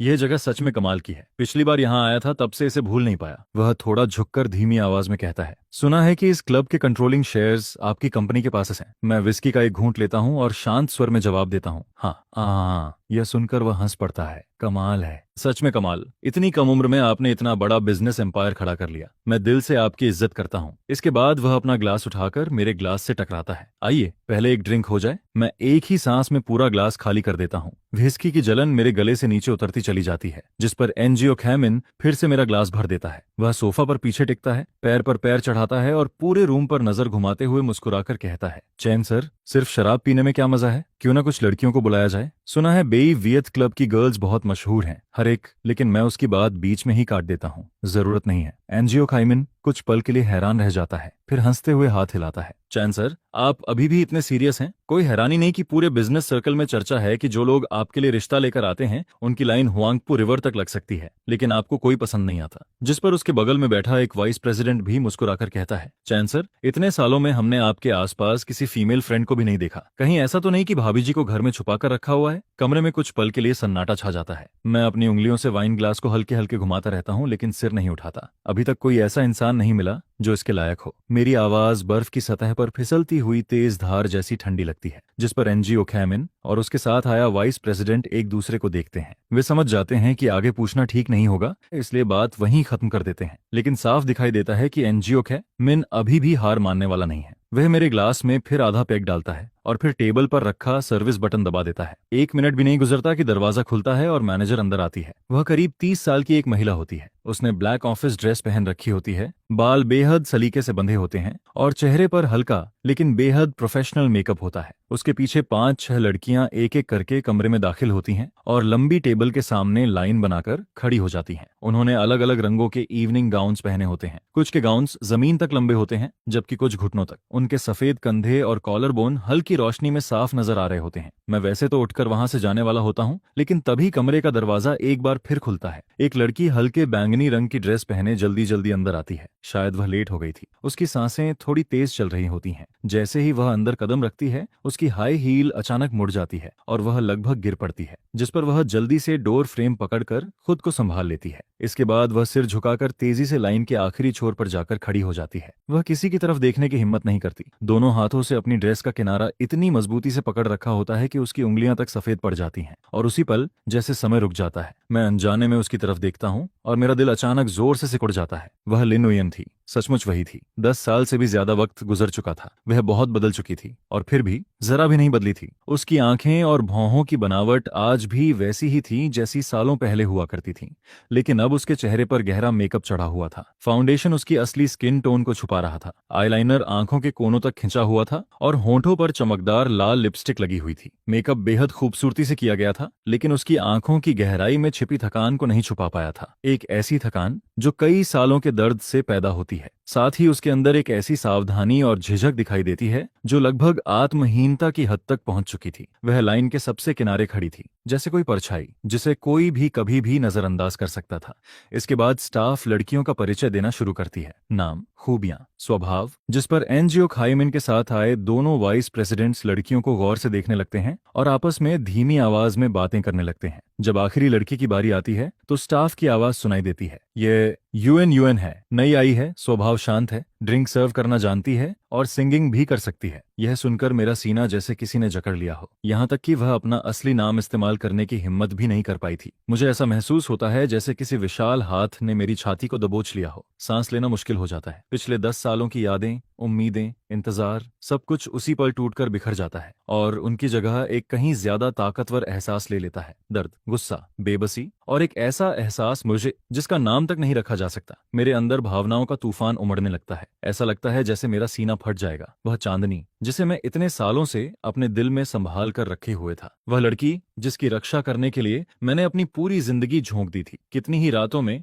रूफटॉप पर बैठकर मैंने आसमान से कहा था कि कोई मेरा इंतजार कर रहा है, लेकिन मैंने कभी नहीं सोचा था कि वह ऐसी जगह पर मिलेगी और ऐसा काम कर रही होगी। उधर एनजीओ खाइमिन हाथ में वाइन ग्लास लिए लड़कियों को देख रहा होता है। उसकी नजरें एक से दूसरी लड़की पर घूम रही होती हैं। फिर अचानक उसे मेरी नजर का एहसास होता है। मेरी आंखें लगातार लिन युएन पर टिकी हुई थीं, एक पल के लिए भी नहीं हटी थीं, जिस पर एनजी ओखाइमिन मेरी नजर का पीछा करता है और फिर मुस्कुरा देता है। चेन सर, अगर आपको यही लड़की पसंद आई है तो आज रात यही आपकी सर्विस करेगी। यह कहते हुए वह लिन युएन की तरफ इशारा करता है, फिर हाथ हिलाकर उसे बुलाता है। उयन उयन, इधर आओ, चेन सर के लिए ड्रिंक सर्व करो। यह सुनते ही लिन युएन का पूरा शरीर कांप उठता है। वह धीरे धीरे सिर उठाती है और उसकी नजर मेरी नजर से टकरा जाती है। उसी पल उसके चेहरे का सारा खून जैसे गायब हो जाता है। उसका चेहरा इतना सफेद पड़ जाता है कि जैसे उसमें जान ही न बची हो। उसने मुझे पहचान लिया था। उसकी आंखों में एक साथ अनगिनत भावनाएं उमड़ पड़ती हैं, हैरानी, घबराहट, शर्म और वह दर्द जो तब पैदा होता है जब किसी का सबसे छुपा हुआ सच सबके सामने खुल जाए। उसकी आंखें तेजी से कांपने लगती हैं। कुछ ही सेकंड में उनमें आंसू भर जाते हैं। रोशनी में वे आंसू चमकने लगते हैं। उसका शरीर अनजाने में एक कदम पीछे हट जाता है, जिस पर उसकी हील ड्रेस के किनारे पर पड़ जाती है। वह लड़खड़ाती है और लगभग गिर जाती है। जल्दी से दीवार पकड़कर खुद को संभालती है। उसकी उंगलियां दीवार पर इतनी जोर से दबती हैं कि नाखून वॉलपेपर को खुरच देते हैं। मैं देखता हूं कि उसकी आंखों के आंसू बाहर निकलने वाले हैं, लेकिन वह पूरी ताकत से उन्हें रोक रही होती है। उसके होंठ कसकर भींचे हुए होते हैं, ठुड्डी लगातार कांप रही होती है। वह उन आंसुओं को वापस निगलने की कोशिश कर रही होती है। उसकी बेबसी, उसकी शर्म और वह दर्द जिसमें इंसान चाहता है कि उसी पल दुनिया से गायब हो जाए। हर एक एहसास मेरे दिल में चाकू की तरह उतर रहा था। मुझे उस पुरानी लिन उयन की याद आने लगती है। वह लड़की जो हमेशा मुस्कुराती रहती थी, वह लड़की जिसकी आंखों में सितारे चमकते थे, वह लड़की जो मेरी प्लेट से सब्जी हटाकर स्वीट एंड सावर पोर्क मेरी तरफ सरका देती थी, वह लड़की जो मुस्कुराकर कहती थी, यह मेरे पापा ने बनाया है, मना मत करना। और अब वह इस हालत में थी। आखिर ऐसा कैसे हो गया? कमरे के बाकी लोग भी माहौल में आई इस अजीब खामोशी को महसूस कर लेते हैं। एनजीओ है, मिन अपना ग्लास नीचे रख देता है। वह पहले मुझे देखता है, फिर लिन युएन को। उसके चेहरे पर एक रहस्यमयी मुस्कान उभर आती है। दोनों वाइस प्रेसिडेंट्स एक दूसरे को हैरानी से देखते हैं। फीमेल सेक्रेटरी भी उत्सुकता से हमारी तरफ देखने लगती है। कुछ सेकंड के लिए पूरा कमरा जम सा जाता है। मैं अपने अंदर उठ रहे तूफान को दबाने की कोशिश करता हूँ, फिर अपनी नजर लिन उयन से हटा लेता हूँ। इसके बाद सोफा का सहारा लेकर खड़ा हो जाता हूँ। मेरा चेहरा पूरी तरह ठंडा पड़ चुका होता है। आप लोग जारी रखिए, मैं बाहर जाकर थोड़ी फ्रेश एयर लेकर आता हूँ। यह सुनते ही एनजीओ खाइमिन जल्दी से खड़ा हो जाता है। चैन सर आप, लेकिन मैं उसकी तरफ देखता तक नहीं, सीधे दरवाजे की तरफ बढ़ जाता हूँ। मेरे कदम हल्के से लड़खड़ा रहे होते हैं। जब मैं लिन उयन के पास से गुजरता हूँ उसका शरीर जोर से कांप उठता है। वह खुद को दीवार से और सटा लेती है, जैसे उसे डर हो कि मैं उसे छू लूंगा, लेकिन मैं रुके बिना दरवाजा खोलकर बाहर निकल जाता हूँ। दरवाजा बंद होते ही कमरे के अंदर की म्यूजिक और हंसी की आवाजें पूरी तरह पीछे छूट जाती हैं। बाहर कॉरिडोर काफी शांत था। दीवारों पर लगी पीली लाइट्स हल्की रोशनी फैला रही थी। नीचे गहरे रंग का कारपेट बिछा हुआ था। कॉरिडोर के आखिर में एक बड़ी विंडो थी जिसके बाहर शंघाई पोर्ट का नाइट व्यू दिखाई दे रहा था। हुआंगपू रिवर के उस पार खड़ी ऊंची ऊंची बिल्डिंग्स रोशनी से चमक रही थीं। मैं दीवार से टिक जाता हूँ, जेब से सिगरेट पैक निकालता हूँ, एक सिगरेट होंठों में दबाता हूँ, लेकिन हाथ इतने कांप रहे होते हैं कि लाइटर 3 बार कोशिश करने के बाद जलता है। छोटी सी लौ मेरी उंगलियों के पास थिरकने लगती है। उसकी रोशनी में हाथ की उभरी नसें साफ दिखाई देती हैं। मैं गहरी सांस लेकर सिगरेट का लंबा कश खींचता हूँ। धुआं फेफड़ों में भरता है, गर्म और तीखा, फिर धीरे धीरे बाहर निकलता है। धुएं की परतें कॉरिडोर की रोशनी में फैलने लगती हैं और मेरी नजर धुंधली हो जाती है। मेरे हाथ लगातार कांप रहे होते हैं क्योंकि उस धुएं के बीच मुझे सिर्फ लिन युएन का चेहरा दिखाई दे रहा था। वही चेहरा जो अभी कुछ देर पहले मेरे सामने खड़ा था। उसकी आंखें जैसे ही ऊपर उठती हैं आंसू आंखों में भर आते हैं, लेकिन फिर भी वो उन्हें गिरने नहीं देती है। जिस पर वो पीछे हटते हुए लड़खड़ाने लगती है जैसे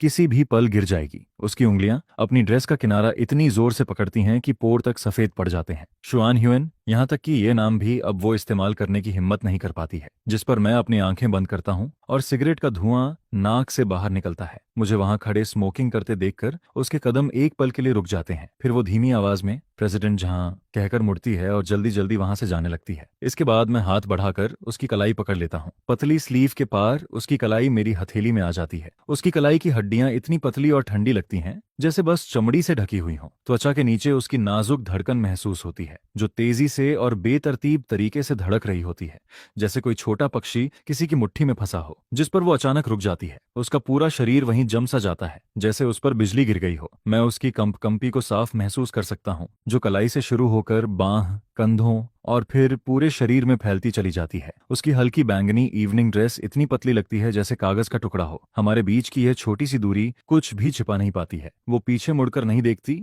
बल्कि सिर और भी नीचे झुका लेती है। उसकी ठोड़ी लगभग कॉलर बोन को छूने लगती है। उसके कुछ बिखरे हुए बाल गर्दन के पीछे चिपक जाते हैं और कॉरिडोर में चल रही हवा के साथ हल्के हल्के हिलते रहते हैं। तभी आखिरकार उसकी आंखों से एक आंसू गिर जाता है। वो गहरे रंग के कारपेट पर गिरकर एक और गहरा निशान बना देता है। फिर दूसरा आंसू गिरता है, फिर तीसरा। एक के बाद एक आंसू चुपचाप फैलते जाते हैं और कारपेट उन्हें सोख लेता है, लेकिन ऐसा लगता है जैसे वो सीधे मेरे दिल में गिर रहे हों। लिन है युएन, मैं उसका नाम पुकारता हूँ। मेरी आवाज कांप रही होती है, यहाँ तक कि मैं खुद भी उसे पहचान नहीं पाता हूँ। ये 2 शब्द इतने सालों से मेरे गले में अटके हुए थे। अब जब बाहर निकलते हैं तो उनमें जंग और धूल का स्वाद घुला हुआ लगता है, जैसे किसी भूले हुए कोने में दबा खजाना जो 10 साल बाद फिर से मिल गया हो। जिस पर उसका शरीर बुरी तरह कांप उठता है। फिर वो पागलों की तरह सिर हिलाने लगती है, मेरी पकड़ से छूटने की कोशिश करती है। उसकी कलाई मेरी हथेली में मरोड़ खाती है। उसके नाखून खुद की हथेली में धंस जाते हैं। उंगलियों के पोर सफेद पड़ जाते हैं, लेकिन उसकी ताकत बहुत कमजोर होती है। वो चाहकर भी खुद को छुड़ा नहीं पाती है। उसका हर एक प्रयास निराशा से भरा हुआ लगता है। प्रेसिडेंट जहां, आपने गलत इंसान को पहचान लिया है। उसकी आवाज बहुत धीमी होती है, रोने की वजह से गला भर आया होता है। हर शब्द टूटता हुआ सा बाहर निकलता है। मैं लिन उयन नहीं हूँ, मेरा नाम उयन उयन है। जिस पर वो फिर से खुद को छुड़ाने की कोशिश करती है। उसके कंधे सिकुड़ जाते हैं और वो पीछे हटते हटते दीवार तक पहुंच जाती है, जैसे खुद को दीवार में छिपा देना चाहती हो। मैंने गलत इंसान को पहचाना है। मैं कड़वी मुस्कान के साथ हंसता हूँ। होंठ ऊपर उठते हैं, लेकिन आंखों में जलन होने लगती है। लिन युएन, अगर तुम राख बनकर भी मेरे सामने आओगी तब भी मैं तुम्हें पहचान लूंगा। जिस पर मैं धीरे धीरे आगे बोलता हूँ। 12वीं क्लास के उस डाइनिंग हॉल का कोना याद है? तुमने मेरी प्लेट से सब्जी का एक टुकड़ा उठा लिया था, फिर मुझे 2 स्वीट एंड्स और रिब्स और एक ब्रेस्ट पोक का पीस दिया था। तुमने कहा था कि ये कंपेंसेशन है और मुझे नाराज नहीं होना चाहिए। क्या तुम ये सब भूल गई हो? मैं एक एक शब्द बोलता हूँ, हर शब्द जैसे हड्डियों के बीच से निकालकर बाहर लाया गया हो।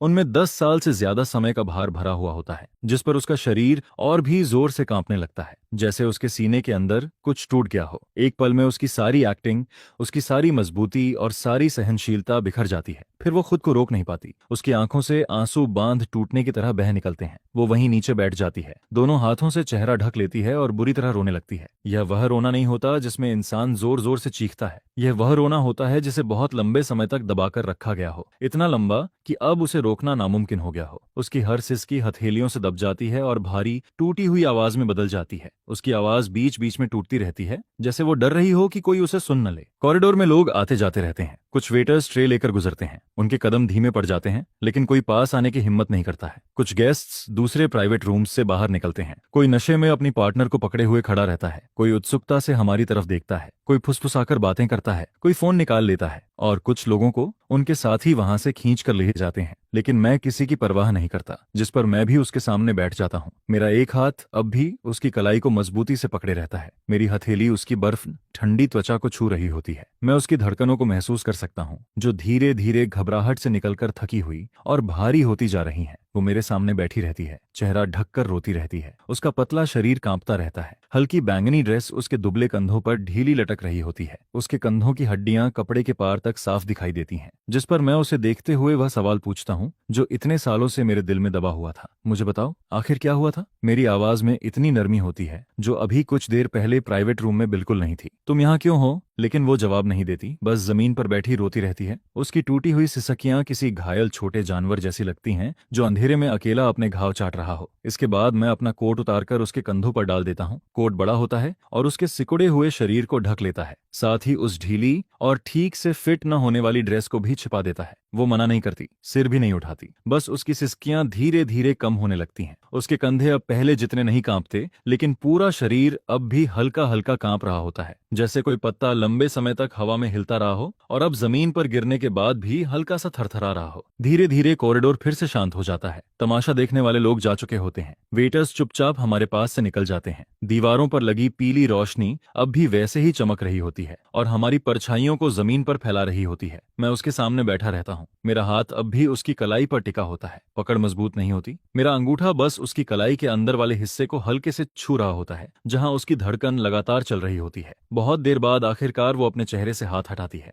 उसका मेकअप लगभग बह चुका होता है, चेहरा आंसुओं से भरा हुआ होता है। वो मेरी तरफ नहीं देखती, बस सिर झुकाकर कहती है, ट्रानवू, मुझे छोड़ दो, अंदर अब भी लोग तुम्हारा इंतजार कर रहे हैं। जिस पर मैं उसे देखता रहता हूँ। उसकी पलकों से आंसू लगातार गिरते रहते हैं, गालों पर बहते हुए ठोड़ी तक पहुंचते हैं और फिर नीचे टपक जाते हैं। मैं पिछले 10 सालों से पूरी तरह होश में हूँ। मेरी आवाज साफ होती है और शायद मैं इतने सालों से सिर्फ इस एक पल का इंतजार कर रहा था जब मैं होश में नहीं रहना चाहता। यह सुनकर उसकी पलकों में फिर से कंपन दौड़ जाती है। उसके होंठ हिलते हैं जैसे वो कुछ कहना चाहती हो, लेकिन आखिर में कोई शब्द बाहर नहीं निकलता। इसके बाद मैं उसकी कलाई छोड़ देता हूँ, खड़ा होता हूँ और उसकी तरफ अपना हाथ बढ़ा देता हूँ, जिस पर वो धीरे धीरे सिर उठाकर मेरी तरफ देखती है। उसकी आंखों का मेकअप पूरी तरह बिखर चुका होता है। उसकी आंखों का मेकअप पूरी तरह फैल चुका होता है, जिस वजह से उसकी आंखें पहले से कहीं ज्यादा बड़ी दिखाई देती हैं, लेकिन उनमें अब कोई चमक नहीं बची होती है। उन आंखों में कभी जो सितारों जैसी रोशनी हुआ करती थी, उसे जिंदगी के पिछले 10 से ज्यादा साल साजिकन पूरी तरह घिस चुके होते हैं। अब वहां सिर्फ थकान, शर्मिंदगी और एक ऐसी भावना बची होती है ना से मैं क्या सकता कि जिसे मैं समझ नहीं पाता हूँ। जिस पर वो मेरा हाथ नहीं पकड़ती, बल्कि खुद ही दीवार का सहारा लेकर धीरे धीरे खड़ी हो जाती है। मेरा कोट उसके कंधे से थोड़ा फिसल जाता है तो वो तुरंत उसे पकड़ लेती है। उसकी उंगलियां गहरे रंग के कपड़े को इतनी जोर से पकड़ती हैं कि उसके पोर फिर से सफेद पड़ जाते हैं। कॉरिडोर के आखिर से प्राइवेट रूम के अंदर चल रहे म्यूजिक और वू काइमिंग की हंसी की आवाज हल्की हल्की सुनाई देती है, जिस पर वो अपना चेहरा दूसरी तरफ मोड़ लेती है और मेरी आंखों से बचते हुए बहुत धीमी आवाज में कहती है, बैकडोर से चलते हैं, वहां कोई नहीं होगा। इसके बाद वो मुड़कर कॉरिडोर के दूसरे छोर की तरफ चलने लगती है। उसकी हाई हील्स की आवाज कारपेट पर दब जाती है। उसके कदम धीमे और हल्के होते हैं। बैंगनी रंग की वह ड्रेस अब भी उस पर ठीक से फिट नहीं बैठती है। ड्रेस का किनारा पीछे जमीन पर घिसटता चलता है और कॉरिडोर से गुजरती हवा उसे हल्के हल्के हिलाती रहती है। मेरा कोट उसके कंधों पर पड़ा होता है, जो उसके शरीर का ज्यादातर हिस्सा छिपा देता है। सिर्फ उसकी पतली टांगों का थोड़ा सा हिस्सा दिखाई देता है। मैं उसके पीछे पीछे चलता हूँ। हम कॉरिडोर पार करते हैं, फिर स्टाफ एंट्रेंस लिखा हुआ फायर डोर खोलते हैं। उसके बाद एक संकरी सीढ़ियों वाले रास्ते में उतरते हैं। 2 फ्लोर नीचे जाने के बाद हम एक और फायर डोर खोलते हैं, जिस पर बेयू क्लब का बैक डोर हमारे सामने आ जाता है। वह एक छोटी सी गली होती है। यहाँ न तो लाल रंग की नियॉन लाइट्स होती हैं और न ही अंदर वाली चकाचौंध और शोरगुल। ऊपर कपड़े सुखाने की रस्सियां और एसी के आउटडोर यूनिट्स लगे होते हैं। दीवारों पर छोटे छोटे एडवर्टाइजमेंट्स चिपके होते हैं जो एक दूसरे के ऊपर चढ़े हुए दिखाई देते हैं। बारिश का पानी उन पर लिखे शब्दों को लगभग मिटा चुका होता है। दीवार के पास गार्बेज बंस करीने से रखे होते हैं जिनसे हल्की खट्टी सी बदबू आ रही होती है। गली के मुहाने से स्ट्रीट लाइट की कमजोर रोशनी अंदर तक पहुंच रही होती है। ठंडी हवा लगातार बह रही होती है जिस पर लिन उयेन गली के बीचों बीच खड़ी हो जाती है। उसकी पीठ मेरी तरफ होती है। वो अपने कंधों पर पड़े कोट को थोड़ा और कसकर पकड़ती है और फिर बोलना शुरू करती है। गली में बहुत शांति होती है। बेयुए क्लब का म्यूजिक अब दूर कहीं दबा हुआ सुनाई देता है। मोटी दीवारों के पार से सिर्फ बेस की धीमी कंपन ही बची रहती है, जैसे जमीन के नीचे से कोई धड़कन आ रही हो। ऊपर लगे एसी यूनिट्स लगातार आवाज कर रहे होते हैं। पानी की बूंदें गिरकर सीमेंट के फर्श से टकराती रहती हैं। लिन यूएन काफी देर तक मेरी तरफ पीठ करके खड़ी रहती है। कोट उसके लिए बहुत बड़ा होता है। वो उस पर किसी ढीले क्लॉक की तरह लटक रहा होता है। उसकी उंगलियां कॉलर को कसकर पकड़े रहती हैं। उसके पोर सफेद पड़ चुके होते हैं। उसके कंधे हल्के से सिकुड़े हुए होते हैं और कोट के पार भी उसकी रीढ़ की हड्डी की रेखाएं साफ दिखाई देती हैं, इतनी साफ कि उन्हें देखकर दिल दुखने लगता है। मैं उससे कुछ दूरी पर खड़ा रहता हूँ, न उसके करीब जाता हूँ और न ही उसे जल्दी बोलने के लिए कहता हूँ। गली के मुहाने से आती हवा अपने साथ शुरुआती पतझड़ की ठंडक और कहीं दूर से भुने हुए शकरकंद की खुशबू लेकर आती है। बहुत देर बाद आखिरकार वो बोलती है। यूनिवर्सिटी ग्रेजुएशन वाले साल उसकी आवाज इतनी धीमी होती है कि हवा उसे लगभग अपने साथ उड़ा ले जाती है,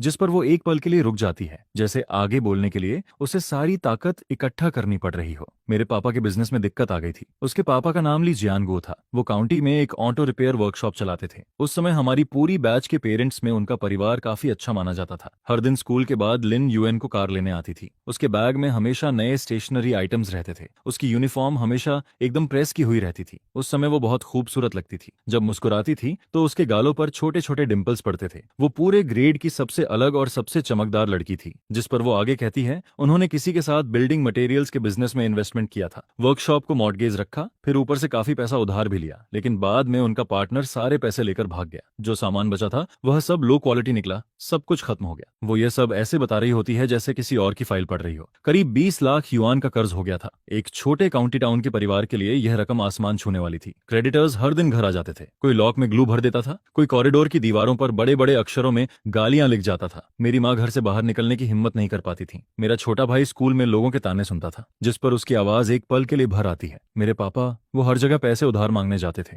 रिश्तेदारों, दोस्तों, जान पहचान वालों, सबके सामने हाथ जोड़ते थे। फिर एक दिन वो एक क्रेडिटर के घर के बाहर बेहोश होकर गिर गए। ब्रेन हेमोरेज हुआ था। जान तो बच गई, लेकिन उनका आधा शरीर पैरालाइज्ड हो गया। वो ठीक से बोल भी नहीं पाते थे। खाना पीना नहाना हर चीज के लिए किसी की मदद चाहिए होती थी। उसकी आवाज और धीमी हो जाती है। मेरी माँ की तबीयत पहले से ही ठीक नहीं रहती थी। उन्हें हाई ब्लड प्रेशर और हार्ट डिजीज थी। पापा के साथ यह सब होने के बाद वो भी ज्यादा दिन नहीं संभल पाई। 3 महीने के अंदर वो भी हॉस्पिटल पहुंच गईं। हर टेस्ट, हर मेडिसिन, हर चीज के लिए पैसे चाहिए थे। मेरा छोटा भाई तब 10वीं क्लास में था। उसकी पढ़ाई बहुत अच्छी थी, बिल्कुल मेरी तरह। जब भी मैं उसे देखती थी मुझे अपना पुराना रूप दिखाई देता था, जिस पर वो एक लंबी सांस लेती है। इसीलिए मैंने जॉब छोड़ दी। ग्रेजुएशन के बाद मुझे एजुकेशन ट्रेनिंग सेंटर में ऑफिस जॉब मिली थी। सैलरी हर महीने 4,500 युआन थी। सिर्फ पापा की मेडिसिन का खर्च ही उससे ज्यादा था। मैंने जितने लोगों से हो सकता था सबसे पैसे उधार मांगे। क्लासमेट्स, कॉलेग्स, रिलेटिव्स, सबसे। शुरुआत में कुछ लोगों ने मदद भी की, लेकिन बाद में सभी मुझसे बचने लगे और मैं उन्हें दोष भी नहीं दे सकती थी, क्योंकि किसी का पैसा पेड़ पर नहीं उगता, वो सिर झुका लेती है। फिर किसी ने मुझे शंघाई आने को कहा। उसने कहा यहाँ जल्दी पैसा कमाया जा सकता है।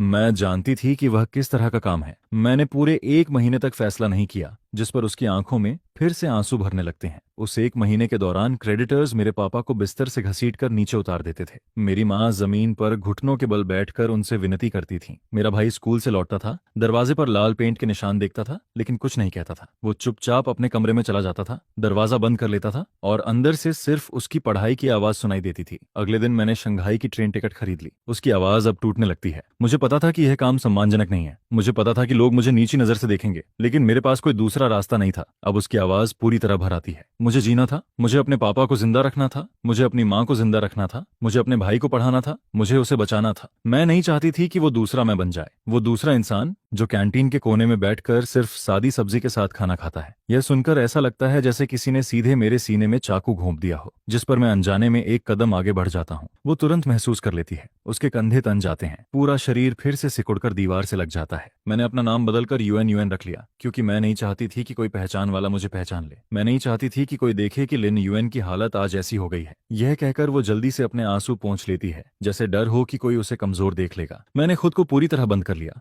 हर दिन बहुत सावधानी से जीती हूँ, कस्टमर्स के सामने मुस्कुराती हूँ, ड्रिंक सर्व करती हूँ, सॉन्ग्स गाती हूँ। जब कोई हाथ लगाने की कोशिश करता है तब भी सह लेती हूँ, लोगों की तिरछी नजरें सहती हूँ, और फिर रात को अपने किराए के छोटे से कमरे में लौटकर बाथरूम में खुद को बंद कर लेती हूँ और रोते रोते उल्टी तक कर देती हूँ। मैंने इस दुनिया के बहुत सारे रंग देख लिए हैं। नशे में धुत कस्टमर्स मुझे गालियां देते हैं, मैनेजर कहता है कि मुझे कस्टमर्स को खुश रखना नहीं आता और सैलरी काट लेता है। मेरी रूममेट मेरा मेकअप चुरा लेती है और ऊपर से वही मुझ पर झूठे इल्जाम भी लगा देती है, जिस पर वो चेहरा दूसरी तरफ घुमा लेती है और धीमी आवाज में कहती है, ट्रानवू, अब तुम एक बड़े बॉस बन चुके हो और मैं यहाँ बस एक होस्टेस हूँ। हम दोनों अब एक ही दुनिया के लोग नहीं रहे। वो मेरी तरफ देखती है, उसकी आंखों में शर्मिंदगी और हीन भावना साफ दिखाई देती है। वह नजर बिल्कुल वैसी ही लगती है जैसी कभी मेरी हुआ करती थी, उस स्कूल कैंटीन के कोने में। ऐसा समझ लो कि तुमने मुझे पहचाना ही नहीं, मुझे जाने दो। यह कहकर वो कोट को अपने कंधों पर और कस लेती है और जाने के लिए मुड़ जाती है, जिस पर मैं एक बार फिर उसका हाथ पकड़ लेता हूँ। मेरी आवाज गले में अटक जाती है, शब्द भारी और भर्राए हुए बाहर निकलते हैं। लिन ह्यूएन, अगर उस समय तुम नहीं होती तो मैं आज यहाँ तक कभी नहीं पहुंच पाता। वो 2 रिब्स और तुम्हारे वो शब्द, वो मेरी जिंदगी की सबसे कीमती चीजें थीं। मैं उसकी आंखों में देखते हुए आगे कहता हूँ, मैंने पागलों की तरह पढ़ाई की, पागलों की तरह पैसे कमाए, पागलों की तरह ऊपर चढ़ता गया, लेकिन यह सब किसी बड़ा बॉस बनने के लिए नहीं था। मैं बस इतना चाहता था कि एक दिन तुम्हारे सामने खड़ा हो सकूं, तुम्हारी उस दयालुता के लायक बन सकूं, तुम्हें ऐसी जिंदगी दे सकूं जहां तुम्हें किसी के सेल्फ रिस्पेक्ट की रक्षा करने के लिए खुद को झुकाना न पड़े। मुझे फर्क नहीं पड़ता कि तुम्हारे साथ क्या हुआ, मुझे फर्क नहीं पड़ता कि तुम अभी क्या कर रही हो, मैं तुम्हारा हाथ कभी नहीं छोड़ूंगा। जिस पर उसके होंठ कांपने लगते हैं, आंखों से आंसू फिर बहने लगते हैं। लेकिन अब मैं तुम्हारे लायक नहीं रही, मैं अब गंदी हूँ, मैं अब बहुत छोटी और बेकार इंसान बन चुकी हूँ। तुम इतने बड़े प्रेसिडेंट हो, तुम्हारे आसपास कितनी अच्छी और शानदार औरतें होंगी, फिर तुम्हें मेरे जैसी लड़की की क्या जरूरत है। मैं उसकी तरफ देखता हूँ, उसका हर शब्द मेरे दिल में धंसता चला जाता है। मेरे लिए तुम हमेशा वही लड़की रहोगी, वही लड़की जिसने मुझे अपनी प्लेट से रिब्स निकाल कर दिए थे। तुम हमेशा उतनी ही साफ रहोगी, हमेशा उतनी ही कीमती रहोगी। जिस पर उसकी पलकों में फिर से कंपन दौड़ जाती है, बड़े बड़े आंसू उसकी आंखों से गिरने लगते हैं, कोट के गहरे कपड़े पर गिरकर और भी गहरे निशान छोड़ते जाते हैं। मैं उसका हाथ और मजबूती से पकड़ लेता हूँ। उस समय तुमने मेरी इज्जत बचाई थी, अब मुझे तुम्हारी इज्जत बचाने दो। इसके बाद मैं फोन निकालता हूँ और बेयू क्लब के पर्सन इंचार्ज को कॉल कर देता हूँ। 2 रिंग के बाद सामने से कॉल उठ जाती है, प्रेसिडेंट झा। दूसरी तरफ से बेहद सम्मान भरी आवाज आती है। मैं बिना किसी भूमिका के सीधे कहता हूँ, मैनेजर जो को अभी आदेश दो, उयन का कॉन्ट्रैक्ट तुरंत कैंसिल कर दिया जाए, उसकी सारी फाइल्स और रिकॉर्ड्स हटा दिए जाएं। आगे से कोई भी उसे परेशान नहीं करेगा और वह दोबारा बेयू क्लब में काम नहीं करेगी। कुछ सेकंड तक दूसरी तरफ खामोशी रहती है, फिर तुरंत जवाब आता है, जी प्रेसिडेंट झा, मैं अभी व्यवस्था करता हूँ। जिस पर मैं फोन काट देता हूँ। लिन यूएन मुझे देखती है, उसकी आंखों में बेचैनी और विरोध दोनों दिखाई देते हैं। तुम ऐसा नहीं कर सकते, मुझ पर बहुत कर्ज है, पापा के इलाज का खर्च है, मेरे भाई की पढ़ाई का खर्च है, मैं ये सब कैसे चुकाऊंगी। वो सिर हिलाती है और एक कदम पीछे हट जाती है। मैं तुम्हारे पैसे नहीं ले सकती, मैं तुम्हारा इतना बड़ा एहसान नहीं ले सकती। मैं उसकी तरफ देखते हुए कहता हूँ, ये एहसान नहीं है, ये मेरा कर्ज है। उस समय तुमने मुझे 2 रिब्स दिए थे, मुझे थोड़ी सी दयालुता दी थी, वह मेरी जिंदगी की सबसे कीमती चीज थी। इसके सामने ये पैसा कुछ भी नहीं है, ये सब कुछ भी नहीं है। जिस पर वो कुछ कहने के लिए मुंह खोलती है, लेकिन उसी समय बेयू क्लब का बैक डोर जोर से खुल जाता है। एक नशे में धुत आदमी लड़खड़ाता हुआ बाहर निकलता है। उसकी शर्ट खुली हुई होती है, टाई एक तरफ लटक रही होती है, हाथ में आधी खाली विदेशी शराब की बोतल होती है। उसे देखकर साफ पता चलता है कि वह किसी प्राइवेट रूम का कस्टमर है। जैसे ही उसकी नजर लिन यूएन पर पड़ती है, उसके चेहरे पर मुस्कान फैल जाती है। अरे यूएन, तुम यहाँ हो। वो लड़खड़ाते हुए हमारी तरफ बढ़ता है, मुंह से शराब की तेज बदबू आ रही होती है। अभी अंदर मैंने तुम्हें देखा था, भाग क्यों रही हो? आओ आओ, मेरे साथ एक ड्रिंक पी लो। यह कहकर वो लिन उयन का हाथ पकड़ने के लिए आगे बढ़ता है, जिस पर लिन उयन घबराकर पीछे हट जाती है। उसका कंधा सीधे दीवार से टकराता है, लेकिन अगले ही पल मेरा पंच सीधे उस आदमी के चेहरे पर पड़ता है। उसका सिर झटके से एक तरफ घूम जाता है, पूरा शरीर किसी टूटी हुई पपेट की तरह पीछे उड़ जाता है। वो 2 कदम लड़खड़ाता है और पीछे दीवार से टकरा जाता है। उसके सिर के पीछे से जोरदार आवाज आती है, हाथ की बोतल उड़कर दूर जा गिरती है और सीमेंट के फर्श पर टूटकर बिखर जाती है। एम्बर रंग की शराब और ग्लास के टुकड़े हर तरफ फैल जाते हैं, जिस पर वो आदमी दर्द से चीखता हुआ दीवार के सहारे नीचे बैठ जाता है। मैं उसकी तरफ एक बार भी नहीं देखता, सीधे मुड़कर लिन उयन को देखता हूँ। वो दीवार से लगी खड़ी होती है, दोनों हाथों से अपना मुंह ढके हुए, आंखें हैरानी से पूरी खुली हुई। तभी मुझे अपने दाहिने हाथ में जलन महसूस होती है। मेरे नकल्स फट चुके होते हैं, उंगलियों के जोड़ से खून निकल रहा होता है, लेकिन मुझे उसकी बिल्कुल परवाह नहीं होती। चलो यहाँ से। जिस पर उसकी नजर मेरे खून से सने हाथ पर टिक जाती है। उसकी पुतलियां हल्का सा कांपती हैं, फिर फिर वो धीरे से कोट की स्लीव पकड़ती है और मेरे हाथ पर रख देती है। गहरे रंग का कपड़ा मेरे घायल नकल्स को ढक लेता है। थोड़ा सा खून तुरंत उसमें समा जाता है। उसका स्पर्श बहुत हल्का होता है, बिल्कुल वैसा ही जैसे उस दिन उसने मेरी प्लेट में सब्जी और रिब्स रखी थी। इतना स्वाभाविक, जैसे यह हमेशा से होना तय था। मैं कुछ पल के लिए स्तब्ध रह जाता हूँ। वो सिर झुकाए रहती है, उसकी पलकों की छाया चेहरे पर पड़ रही होती है। कोट के कपड़े के पार उसकी उंगलियां मेरे हाथ को हल्के से छू रही होती हैं। उनका स्पर्श ठंडा लगता है। फिर वो बहुत धीमी आवाज में कहती है, पहले तुम कभी लड़ाई नहीं करते थे। मैं हल्की मुस्कान के साथ जवाब देता हूँ, पहले कोई ऐसा नहीं था जिसके लिए मुझे लड़ना पड़े। जिस पर वो कुछ देर चुप रहती है, फिर धीरे से मेरा हाथ छोड़ देती है। चलो। उस रात मैं लिन उयन को बेयुए क्लब से लेकर निकल जाता हूँ। ड्राइवर गली के बाहर कार खड़ी करके इंतजार कर रहा होता है। काली कमर्शियल व्हीकल अंधेरे में खड़ी होती है। इंजन की आवाज बेहद शांत होती है। मैं पीछे का डोर खोलता हूँ। वो एक पल झिझकती है, फिर धीरे से अंदर बैठ जाती है। मैं दूसरी तरफ से कार में बैठकर उसके पास आ जाता हूँ। कार के अंदर पूरी शांति होती है। लेदर सीट्स से हल्की खुशबू आ रही होती है।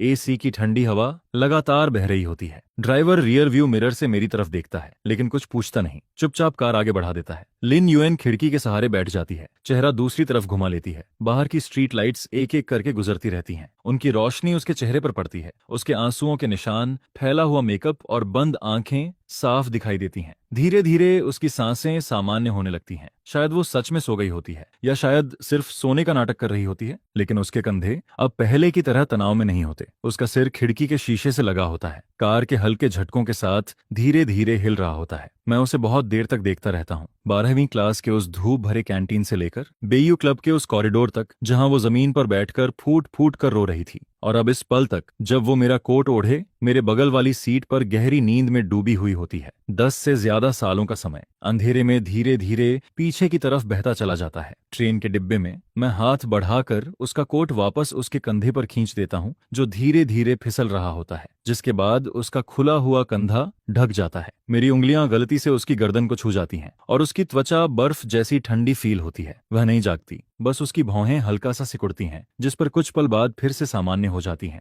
मैं अपना हाथ वापस खींच लेता हूँ, सीट से टिक जाता हूँ और आंखें बंद कर लेता हूँ। मेरे हाथ की पीठ पर मौजूद घाव अब भी हल्का हल्का दर्द कर रहा था। उस दिन के बाद मैंने लामुयेन के रहने के लिए तिन अन टेम्पल के पास एक अपार्टमेंट अरेंज किया। वह प्रॉपर्टी मेरे नाम पर थी, एक 120 वर्ग मीटर का हाई राइज अपार्टमेंट, जिसकी फर्श से छत तक बनी खिड़कियां सीधे तो रिवर की तरफ खुलती थीं। माहौल शांत था और रेजिडेंशियल एरिया में हरियाली भी काफी अच्छी थी। नीचे एक कन्वीनियंस स्टोर और 24 घंटे खुली रहने वाली फार्मेसी मौजूद थी। शुरुआत में मैंने वह अपार्टमेंट खुद रहने के लिए खरीदा था, लेकिन बाद में वह खाली ही पड़ा रहा। सिर्फ सफाई करने वाला स्टाफ हफ्ते में एक बार वहां आकर सफाई किया करता था। इसके बाद मैंने शंघाई के सबसे बेहतरीन न्यूरोलॉजी एक्सपर्ट्स को बुलाया। फिर उसके गांव जाकर उसके पिता को शंघाई लाया गया ताकि उनका इलाज कराया जा सके।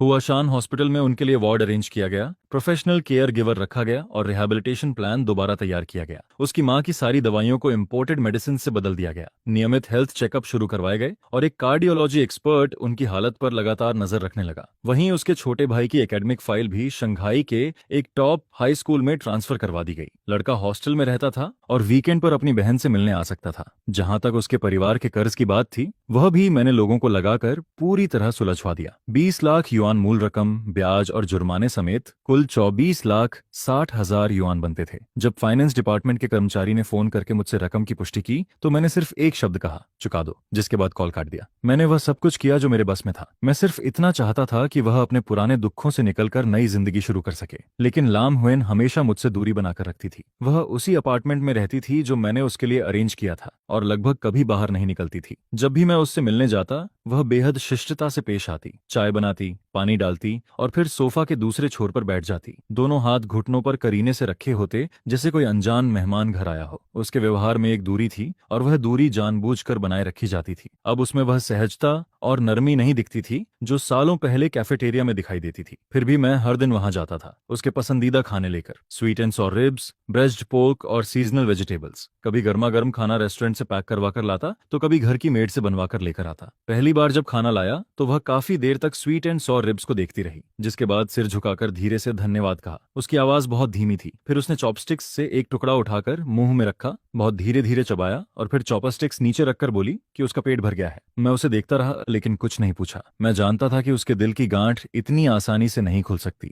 एक शाम मैं उसके अपार्टमेंट पहुंचा। जब उसने दरवाजा खोला तो उसने साधारण सफेद टी शर्ट और पैंट्स पहन रखी थी। उसके कंधों तक आते बाल खुले हुए थे। चेहरे पर कोई मेकअप नहीं था। उसकी साफ आंखें और लंबी पलकें बिल्कुल वैसी ही लग रही थीं जैसी कई साल पहले हुआ करती थीं, जिस पर उसकी छवि धीरे धीरे उस लड़की से मिलती नजर आती है जो कभी मेरे सामने बैठा करती थी। फर्क सिर्फ इतना था कि अब उसकी आंखों में अनगिनत चिंताएं, थकान, सतर्कता और वह एहसास भरा हुआ था जिसे मैं खुद भी अच्छी तरह जानता था। Inferiority complex. कॉफी टेबल पर एक लैपटॉप रखा था जिसकी स्क्रीन अभी भी ऑन थी। वह एक जॉब रिक्रूटमेंट वेबसाइट थी। वह नौकरी ढूंढ रही थी। मैं कहता हूं तुम्हें काम करने की जरूरत नहीं है, जिस पर वह सोफा की तरफ जाती है और बैठ जाती है, फिर लैपटॉप बंद कर देती है। उसकी हरकत बेहद हल्की थी, लेकिन लैपटॉप बंद होने की आवाज शांत कमरे में साफ सुनाई देती है। त्रानवू, आप मेरे साथ इतना अच्छा व्यवहार मत कीजिए। वह मेरी तरफ नहीं देखती। उसकी नजर टेबल पर रखे ठंडे हो चुके पानी के गिलास पर टिकी रहती है। मैं इसके लायक नहीं हूँ। मैं उसके सामने बैठ जाता हूँ। कौन तय करता है कि कौन लायक है और कौन नहीं? वह कोई जवाब नहीं देती। मैं फिर पूछता हूँ, मुझे बताओ, आखिर किसे लायक कहा जाता है? जब तुमने अपनी रिब्स के 2 टुकड़े मुझे दिए थे, तब क्या तुमने सोचा था कि मैं उसके लायक हूँ या नहीं?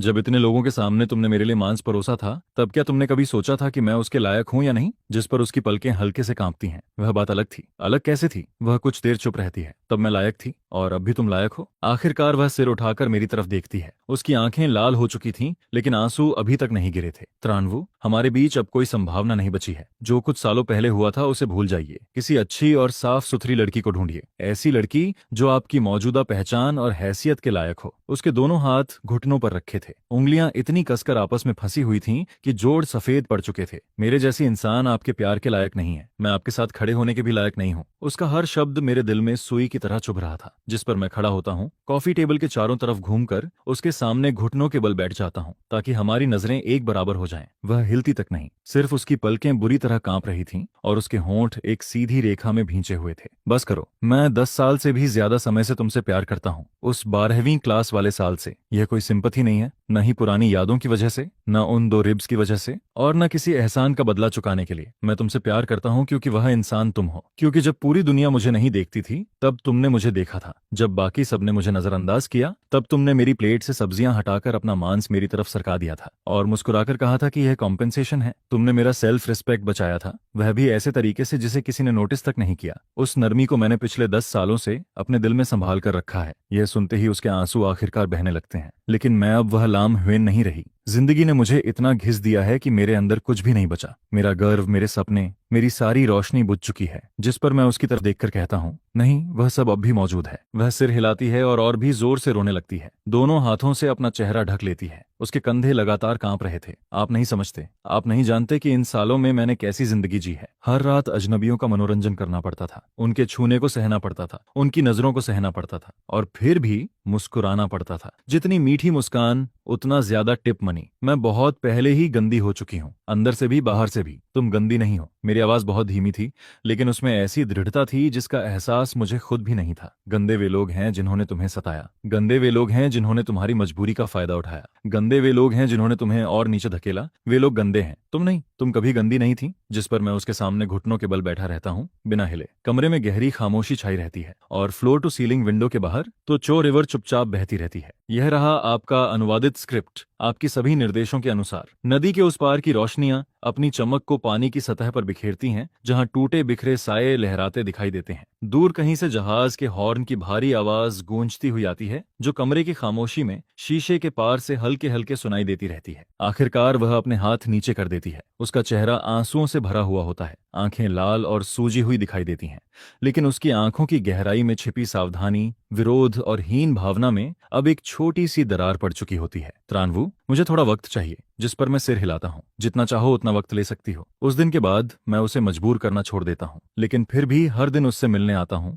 उसके लिए खाना लाता हूँ, उससे बातें करता हूँ और उसे बताता हूँ कि इन सालों में मैंने अपनी जिंदगी कैसे बिताई। जिस पर मैं उसे अपने स्टार्टअप के शुरुआती दिनों की बातें बताता हूँ, जब मैं बेसमेंट में काम करता था। फिर ट्रोंग लोई की धोखेबाजी के बारे में बताता हूँ और उन 3 बड़े क्राइसिस के बारे में जिन्होंने मेरी कंपनी को लगभग बर्बाद कर दिया था। इसके बाद मैं उसे वह जवाब भी बताता हूँ जो मैंने कभी फेंक जनरल मैनेजर के सामने नहीं कहा था। जब उन्होंने मुझसे पूछा था कि स्टार्टअप शुरू करने की मेरी असली मोटिवेशन क्या थी, वह सोफा पर बैठकर चुपचाप सब सुनती रहती है। बीच बीच में कभी कोई सवाल भी पूछ लेती है, फिर क्या हुआ? लेकिन सवाल पूछने के बाद वह फिर से नजरें झुका लेती है, जैसे उसे पछतावा हो रहा हो कि उसने जरूरत से ज्यादा दिलचस्पी दिखा दी। इसके बाद मैं उसे हुआ सुन हॉस्पिटल लेकर जाता हूँ, जहाँ उसके पिता लिन जियांगुओ भर्ती होते हैं। वह हॉस्पिटल के बेड पर पड़े होते हैं। उनका आधा शरीर काम नहीं करता, मुंह का एक हिस्सा टेढ़ा हो चुका होता है और उनकी आवाज भी साफ नहीं निकलती। लेकिन जैसे ही उनकी नजर लिन हुआन पर पड़ती है, उनका एकमात्र चलने वाला हाथ धीरे धीरे ऊपर उठता है। कांपती उंगलियां उसकी तरफ इशारा करती हैं, जिस पर लिन हुआन आगे बढ़कर उनका हाथ पकड़ लेती है। वह अपने होंठ हिलाते हैं और बहुत मुश्किल से 2 शब्द बोल पाते हैं, माफ करना। यह सुनकर लिन हुआन झुक जाती है और अपना चेहरा अपने पिता के हाथ पर रख देती है। उसके कंधे बुरी तरह कांप रहे होते हैं। मैं वार्ड के दरवाजे पर खड़ा रहता हूँ और अंदर नहीं जाता। खिड़की से आती धूप उसके शरीर पर पड़ रही होती है। इसके बाद मैं उसे शंघाई की गलियों में घुमाने ले जाता हूँ। नानजिंग रोड, बंड, तियानजिफंग, वुकांग बिल्डिंग और वे सभी जगहें जहां कभी हम दोनों जाना चाहते थे लेकिन जा नहीं पाए थे। वह मेरे साथ चलती रहती है। शुरुआत में हमारे बीच एक हाथ जितनी दूरी होती है, फिर धीरे धीरे वह दूरी आधे कदम तक सिमट जाती है। बंड के किनारे बने तटबंध पर हवा बहुत तेज चल रही होती है, जिस पर उसके बाल उड़ने लगते हैं। वह अपने बालों को कान के पीछे करती है और मेरी तरफ देखती है। तभी उसे पता चलता है कि मैं उसे देख रहा हूँ। क्या देख रहे हो? आसमान। यह सुनकर वह कुछ सेकंड के लिए चुप हो जाती है, फिर दूसरी तरफ मुंह घुमा लेती है, जबकि उसके कान हल्के लाल पड़ जाते हैं। इसके बाद मैं उसके लिए एक जॉब का इंतजाम करता हूँ। यह कोई एहसान नहीं होता,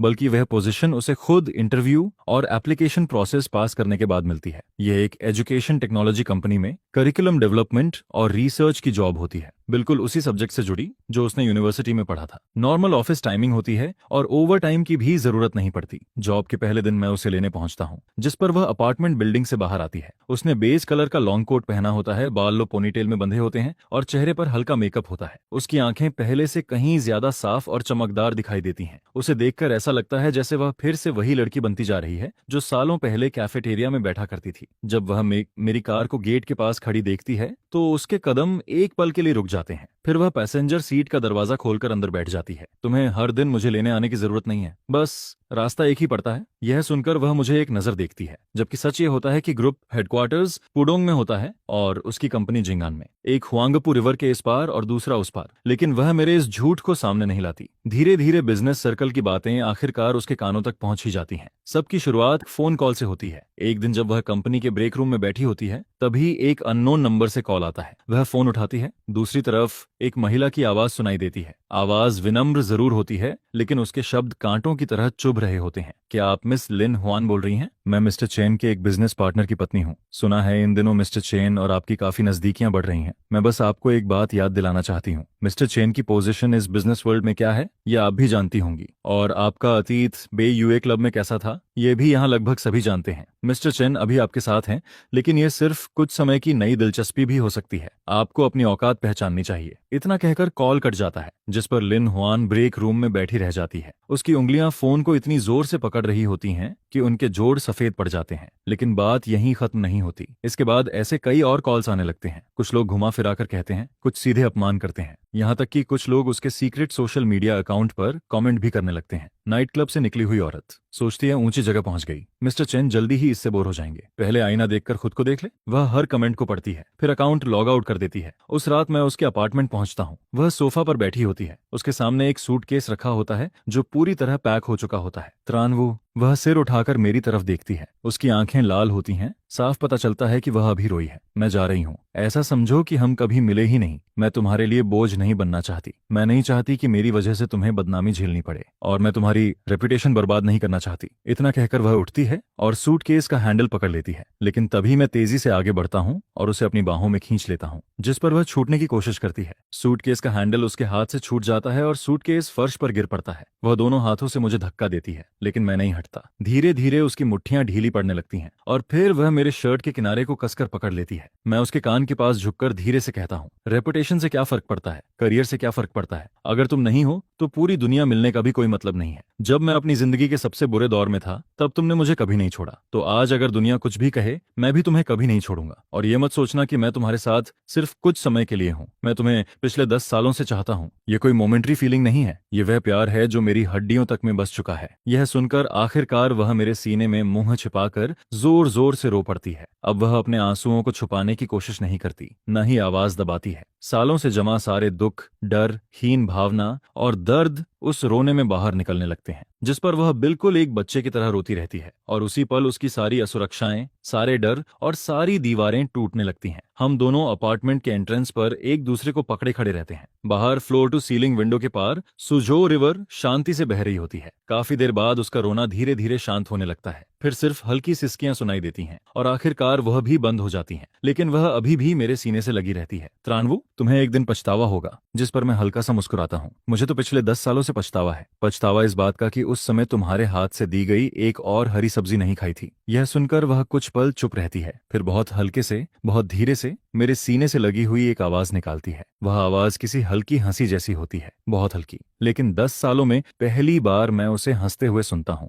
और आखिरकार लिन हुआन अपने दिल की गांठों और हीन भावना को छोड़ना शुरू कर देती है। एक ही बार में नहीं, बल्कि धीरे धीरे, थोड़ा थोड़ा करके, जैसे पूरी सर्दी में जमी हुई नदी की बर्फ बसंत आने पर धीरे धीरे किनारों से पिघलना शुरू करती है, वैसे ही वह भी अपने अंदर की दीवारों को थोड़ा थोड़ा छोड़ने लगती है। सबसे पहले वह अपना गहरा मेकअप करना बंद करने लगती है, जिस पर उसकी आई लाइनर की मोटी लाइनें धीरे धीरे हल्की होने लगती हैं। फिर एक दिन मैं उसे ऑफिस से लेने पहुंचता हूँ। वह ऑफिस बिल्डिंग से बाहर निकलती है और इस बार उसके चेहरे पर किसी तरह का मेकअप नहीं होता। उसका साफ सुथरा नेचुरल फेस बिल्कुल वैसा ही दिखाई देता है जैसा सालों पहले कैफेटेरिया में बैठी उस लड़की का हुआ करता था। बस आंखों के कोनों पर कुछ हल्की झुर्रियां दिखाई देती हैं, जो उन अनगिनत रातों की निशानी होती हैं जब उसने बहुत ज्यादा आंसू बहाए थे। वह देखती है कि मैं लगातार उसे देख रहा हूँ, जिस पर वह आदत से मजबूर होकर सिर झुका लेती है और हल्के से अपने चेहरे को छूती है। आज मैं देर से उठी थी, इसलिए अच्छे से तैयार नहीं हो पाई, मैं मुस्कुराकर कहता हूँ, लेकिन तुम आज बहुत खूबसूरत लग रही हो। यह सुनकर वह कुछ पल के लिए चुप रह जाती है, फिर उसके होंठों पर हल्की मुस्कान आ जाती है। उसके गालों पर फिर से वह छोटा सा डिंपल दिखाई देता है। उस मुस्कान का इंतजार मैंने 10 साल से भी ज्यादा समय तक किया था। इसके बाद वह मेरे लिए खाना बनाना शुरू कर देती है। पहली बार यह एक वीकेंड की शाम को होता है। उस दिन मैं रात 8 बजे तक कंपनी में ओवर टाइम कर रहा होता हूँ। तभी फोन वाइब्रेट करता है। उसका मैसेज आता है, आज रात आओगे क्या, मैंने खाना बनाया है। इन 4 शब्दों को देखकर मैं काफी देर तक स्क्रीन को देखता रह जाता हूँ, जिस पर मैं उसी वक्त एक बिजनेस डिनर कैंसिल कर देता हूँ और सीधा उसकी अपार्टमेंट बिल्डिंग की तरफ निकल पड़ता हूँ। दरवाजा खोलते ही खाने की खुशबू पूरे चेहरे से टकराती है। Sweet and sour ribs, stir fry vegetables और सीवीड एक सूप डाइनिंग टेबल पर सजे होते हैं। साथ में 2 कटोरियां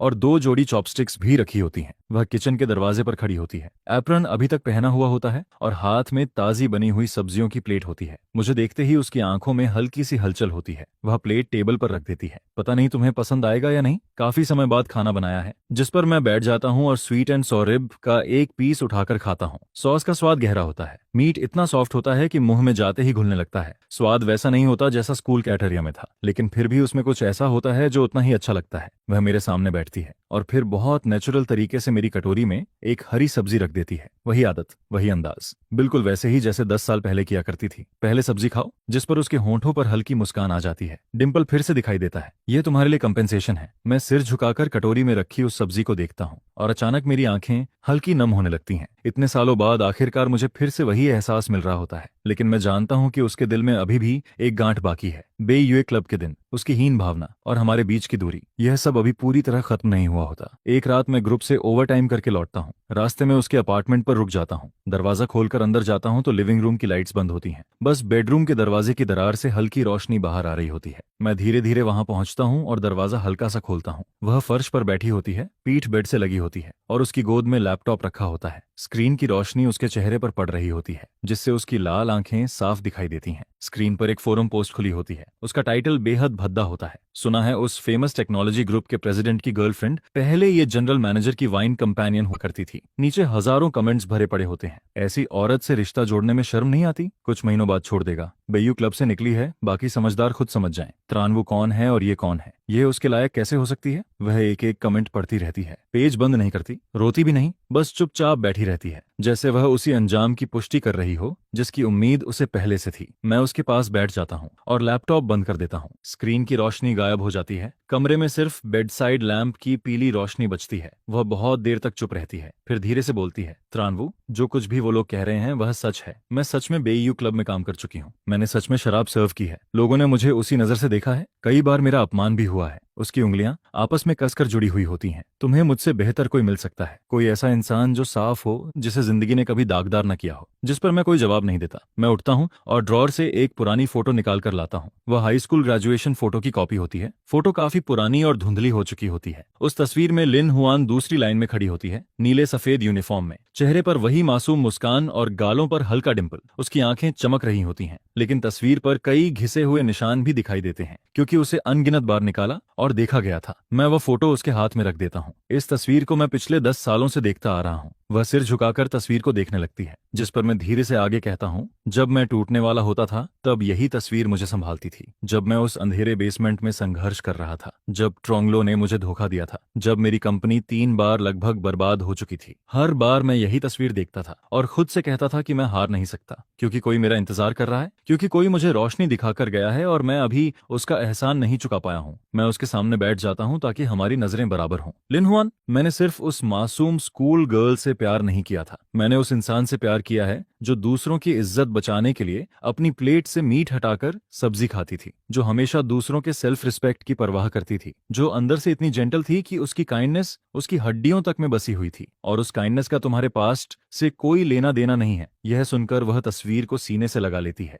आंसू एक एक करके तस्वीर पर गिरने लगते हैं, जिस पर तस्वीर में मौजूद 17 साल की उस लड़की की मुस्कान धुंधली होने लगती है। मैं धीरे से उसके आंसू पोंछता हूँ और उसके भीगे हुए गालों पर अपना हाथ रख देता हूँ। बेयू क्लब के वो साल तुम्हारी शर्म नहीं है, वो इस बात का सबूत है कि तुमने अपने परिवार के लिए कितनी मेहनत की। वह तुम्हारी मजबूती है, तुम्हारा अपमान नहीं। अगर कोई इस रिश्ते के लायक नहीं है तो वह मैं हूँ। तुमने मेरी जिंदगी में रोशनी लाई थी और मुझे तुम्हारे सामने खड़े होने लायक बनने में 10 साल लग गए। जिस पर वह मेरा हाथ पकड़ लेती है, उसकी उंगलियां ठंडी होती हैं और हल्का कांप रही होती हैं। त्रानवू, धन्यवाद, धन्यवाद कि तुमने मुझे छोड़ा नहीं, धन्यवाद कि तुमने मेरे जैसी इंसान से प्यार किया। मैं उसकी उंगलियों को और कसकर पकड़ लेता हूँ। हमारी उंगलियां एक दूसरे में उलझ जाती हैं। थैंक यू कहने की जरूरत नहीं है, यह सब तो वह कर्ज है जो मैं तुम्हारा चुका रहा हूँ। यह सुनकर वह कुछ पल के लिए मुझे देखती रह जाती है, फिर आंसुओं के बीच हंस पड़ती है। उसकी पलकों पर अभी भी आंसू चमक रहे होते हैं, लेकिन गालों पर डिंपल फिर से लौट आता है। बेडसाइड लैंप की रोशनी उसके चेहरे पर पड़ रही होती है और धीरे धीरे उसका चेहरा उस पुरानी फोटो में मौजूद 17 साल की लड़की से मिलने लगता है। उसी पल मुझे महसूस होता है कि उसके दिल की आखिरी गांठ भी अब खुलने लगी है।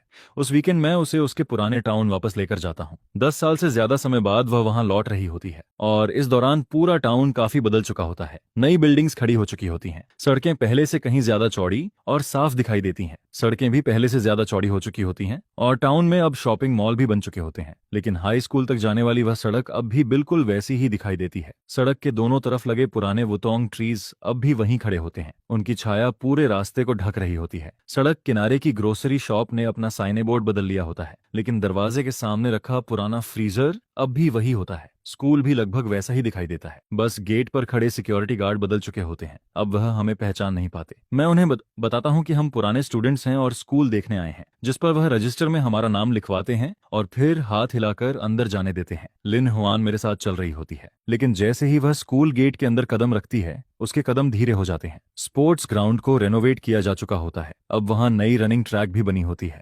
बास्केटबॉल कोर्ट पर कुछ जूनियर स्टूडेंट्स खेल रहे होते हैं। बास्केटबॉल के बोर्ड से टकराने की आवाज गूंजती है, बिल्कुल वैसी ही जैसी सालों पहले सुनाई देती थी। टीचिंग बिल्डिंग को दोबारा पेंट किया जा चुका होता है, लेकिन स्टेयरकेस की रेलिंग्स अब भी वही पुरानी लोहे की बनी होती हैं। बस सालों की छुअन से उनकी सतह चमकदार हो चुकी होती है। कैफेटेरिया भी वहीं मौजूद होता है, हालांकि उसका इंटीरियर पूरी तरह बदल चुका होता है। पुरानी लंबी बेंच की जगह अब सोफा सीट्स लगी होती हैं। दीवारों पर वार्म कलर वॉलपेपर लगा होता है। फूड काउंटर पहले 2 हुआ करते थे, अब 4 हो चुके होते हैं और खाने की वैरायटी भी पहले से कहीं ज्यादा बढ़ चुकी होती है। लेकिन वह कोना अब भी मौजूद होता है, वही कोना जहां कभी हॉट वाटर टैंक रखा होता था। हालांकि अब टैंक वहां नहीं होता, उसकी जगह एक ग्रीन प्लांट रखा गया होता है। मैं उसका हाथ पकड़कर उसे उस कोने तक ले जाता हूँ। तुम्हें यह जगह याद है जिस पर वह उस कोने को कुछ देर देखती है और फिर सिर हिला देती है? बिल्कुल याद है। तब हर दिन तुम यहीं बैठते थे, सब लोगों से मुंह फेर कर वेजिटेरियन फूड खाते थे और फ्री सूप पीते थे। उसकी आवाज बहुत हल्की होती है। मैं उस वक्त कैफेटेरिया के दरवाजे से अंदर आती थी और एक नजर में तुम्हें पहचान लेती थी। इतने सारे स्टूडेंट्स के बीच सिर्फ तुम ही ऐसे बैठते थे, चुपचाप, जिसे देखकर दिल दुखता था। मैं नहीं चाहती थी कि तुम्हें लगे कि तुम सबसे अलग हो, न ही चाहती थी कि तुम खुद को छोटा समझो। इसीलिए मैं तुम्हारे पास बैठने आ जाती थी। मैं उसकी तरफ देखता हूँ, खिड़की से आती धूप उसके चेहरे पर पड़ रही होती है और वह दृश्य बिल्कुल वैसा ही दिखाई देता है जैसा सालों पहले दिखाई दिया था। मैं धीरे से कहता हूँ, मैंने कभी खुद को अकेला महसूस नहीं किया। मेरी आवाज सीने की गहराई से निकलती है, उसमें पिछले 10 सालों का सारा भार शामिल होता है। जिस पल तुम मेरी जिंदगी में आई थी उसी पल मुझे लगा था कि मेरे सारे संघर्षों का मतलब है तुम्हारी वजह से मैंने खुद को बदलना शुरू किया, तुम्हारी वजह से मैं मेहनत करता रहा, क्योंकि मैं तुम्हारे लायक बनना चाहता था। मैं उसका हाथ कसकर पकड़ लेता हूँ। इन सालों में मैं जान लगाकर काम करता रहा, किसी बड़ा बिजनेसमैन बनने के लिए नहीं, बल्कि सिर्फ इसलिए कि मैं एक दिन तुम्हें ढूंढ सकूं, तुम्हें एक शांत जिंदगी दे सकूं और यह सुनिश्चित कर सकूं कि तुम्हें फिर कभी दुख न झेलना पड़े। धूप उसके चेहरे पर पड़ रही होती है, उसके डिंपल साफ दिखाई दे रहे होते हैं, लेकिन उसकी आंखें फिर से लाल होने लगी होती हैं। मैं धीरे से कहता हूँ, पास्ट को अब जाने दो, तुम्हारी कोई गलती नहीं थी। तुमने जो किया वो अपने परिवार के लिए किया, जीवित रहने के लिए किया। तुम्हारी काइंडनेस और तुम्हारी स्ट्रेंथ किसी भी चीज से ज्यादा कीमती है। मैं तुम्हारे पास्ट से प्यार नहीं करता, मैं तुम्हारे बैकग्राउंड से प्यार नहीं करता, मैं तुमसे प्यार करता हूँ। तुम चाहे जो कुछ भी झेल चुकी हो, मेरे लिए तुम हमेशा वही रोशनी रहोगी जिसने मेरी टीनेज लाइफ को रोशन किया था, और तुम ही वह इंसान हो जिसके साथ मैं पूरी जिंदगी बिताना चाहता हूँ। यह सुनकर उसकी आंखों से आंसू बहने लगते हैं, लेकिन इस बार वह शर्म या दुख के आंसू नहीं होते, यह राहत के आंसू होते हैं। सालों से उठाए जा रहे बोझ के उतर जाने के आंसू। उसके होंठ मुस्कुरा रहे होते हैं, लेकिन आंसू लगातार गिरते जा रहे होते हैं। त्रानवू, मुझे माफ कर दो, मैंने तुम्हें इतने साल इंतजार करवाया और तुम्हें इतनी चिंता भी दी। उसकी आवाज बहुत हल्की होती है। पहले मैं हमेशा सोचती थी कि मैं तुम्हारे लायक नहीं हूँ, मुझे लगता था मेरा पास्ट एक दाग है, लेकिन अब मैं समझ चुकी हूँ, तुम्हारा प्यार कभी किसी शर्त पर टिका ही नहीं था। यहाँ कोई योग्य या अयोग्य नहीं है जिस पर मैं उसका हाथ और मजबूती से पकड़ लेता हूँ। हम दोनों मुश्किलों से निकलकर यहाँ तक पहुंचे हैं। मैं तुम्हारी हीन भावना भी समझता हूँ और तुम्हारी जिद भी, बिल्कुल वैसे ही जैसे सालों पहले तुमने मुझे समझा था। अब हम कभी अलग नहीं होंगे। मैं पूरी जिंदगी तुम्हें प्यार करूंगा, तुम्हारी रक्षा करूंगा और तुम्हारे हर दर्द की भरपाई करने की कोशिश करूंगा। वह मुझे देखती है, आंसू उसके गालों पर बह रहे होते हैं, लेकिन उसके चेहरे पर एक चमकदार मुस्कान भी होती है। कैफेटेरिया की खिड़की से आती धूप हमारे कंधों पर पड़ रही होती है। वह धूप अब भी उतनी ही गर्म और कोमल लगती है जितनी सालों पहले लगती थी। इतने उतार चढ़ाव के बाद आखिरकार हम फिर उसी जगह लौट आए होते हैं जहां से सब शुरू हुआ था। बस फर्क इतना होता है कि अब मैं वह गरीब लड़का नहीं होता जो कोने में बैठकर सादा खाना खाया करता था, और वह भी अब वह मासूम स्कूल गर्ल नहीं रह गई होती जो सिर्फ एक हरी सब्जी देकर किसी का सेल्फ रिस्पेक्ट बचा लेती थी। लेकिन हमारे बीच का प्यार और वह कोमलता कभी नहीं बदली होती।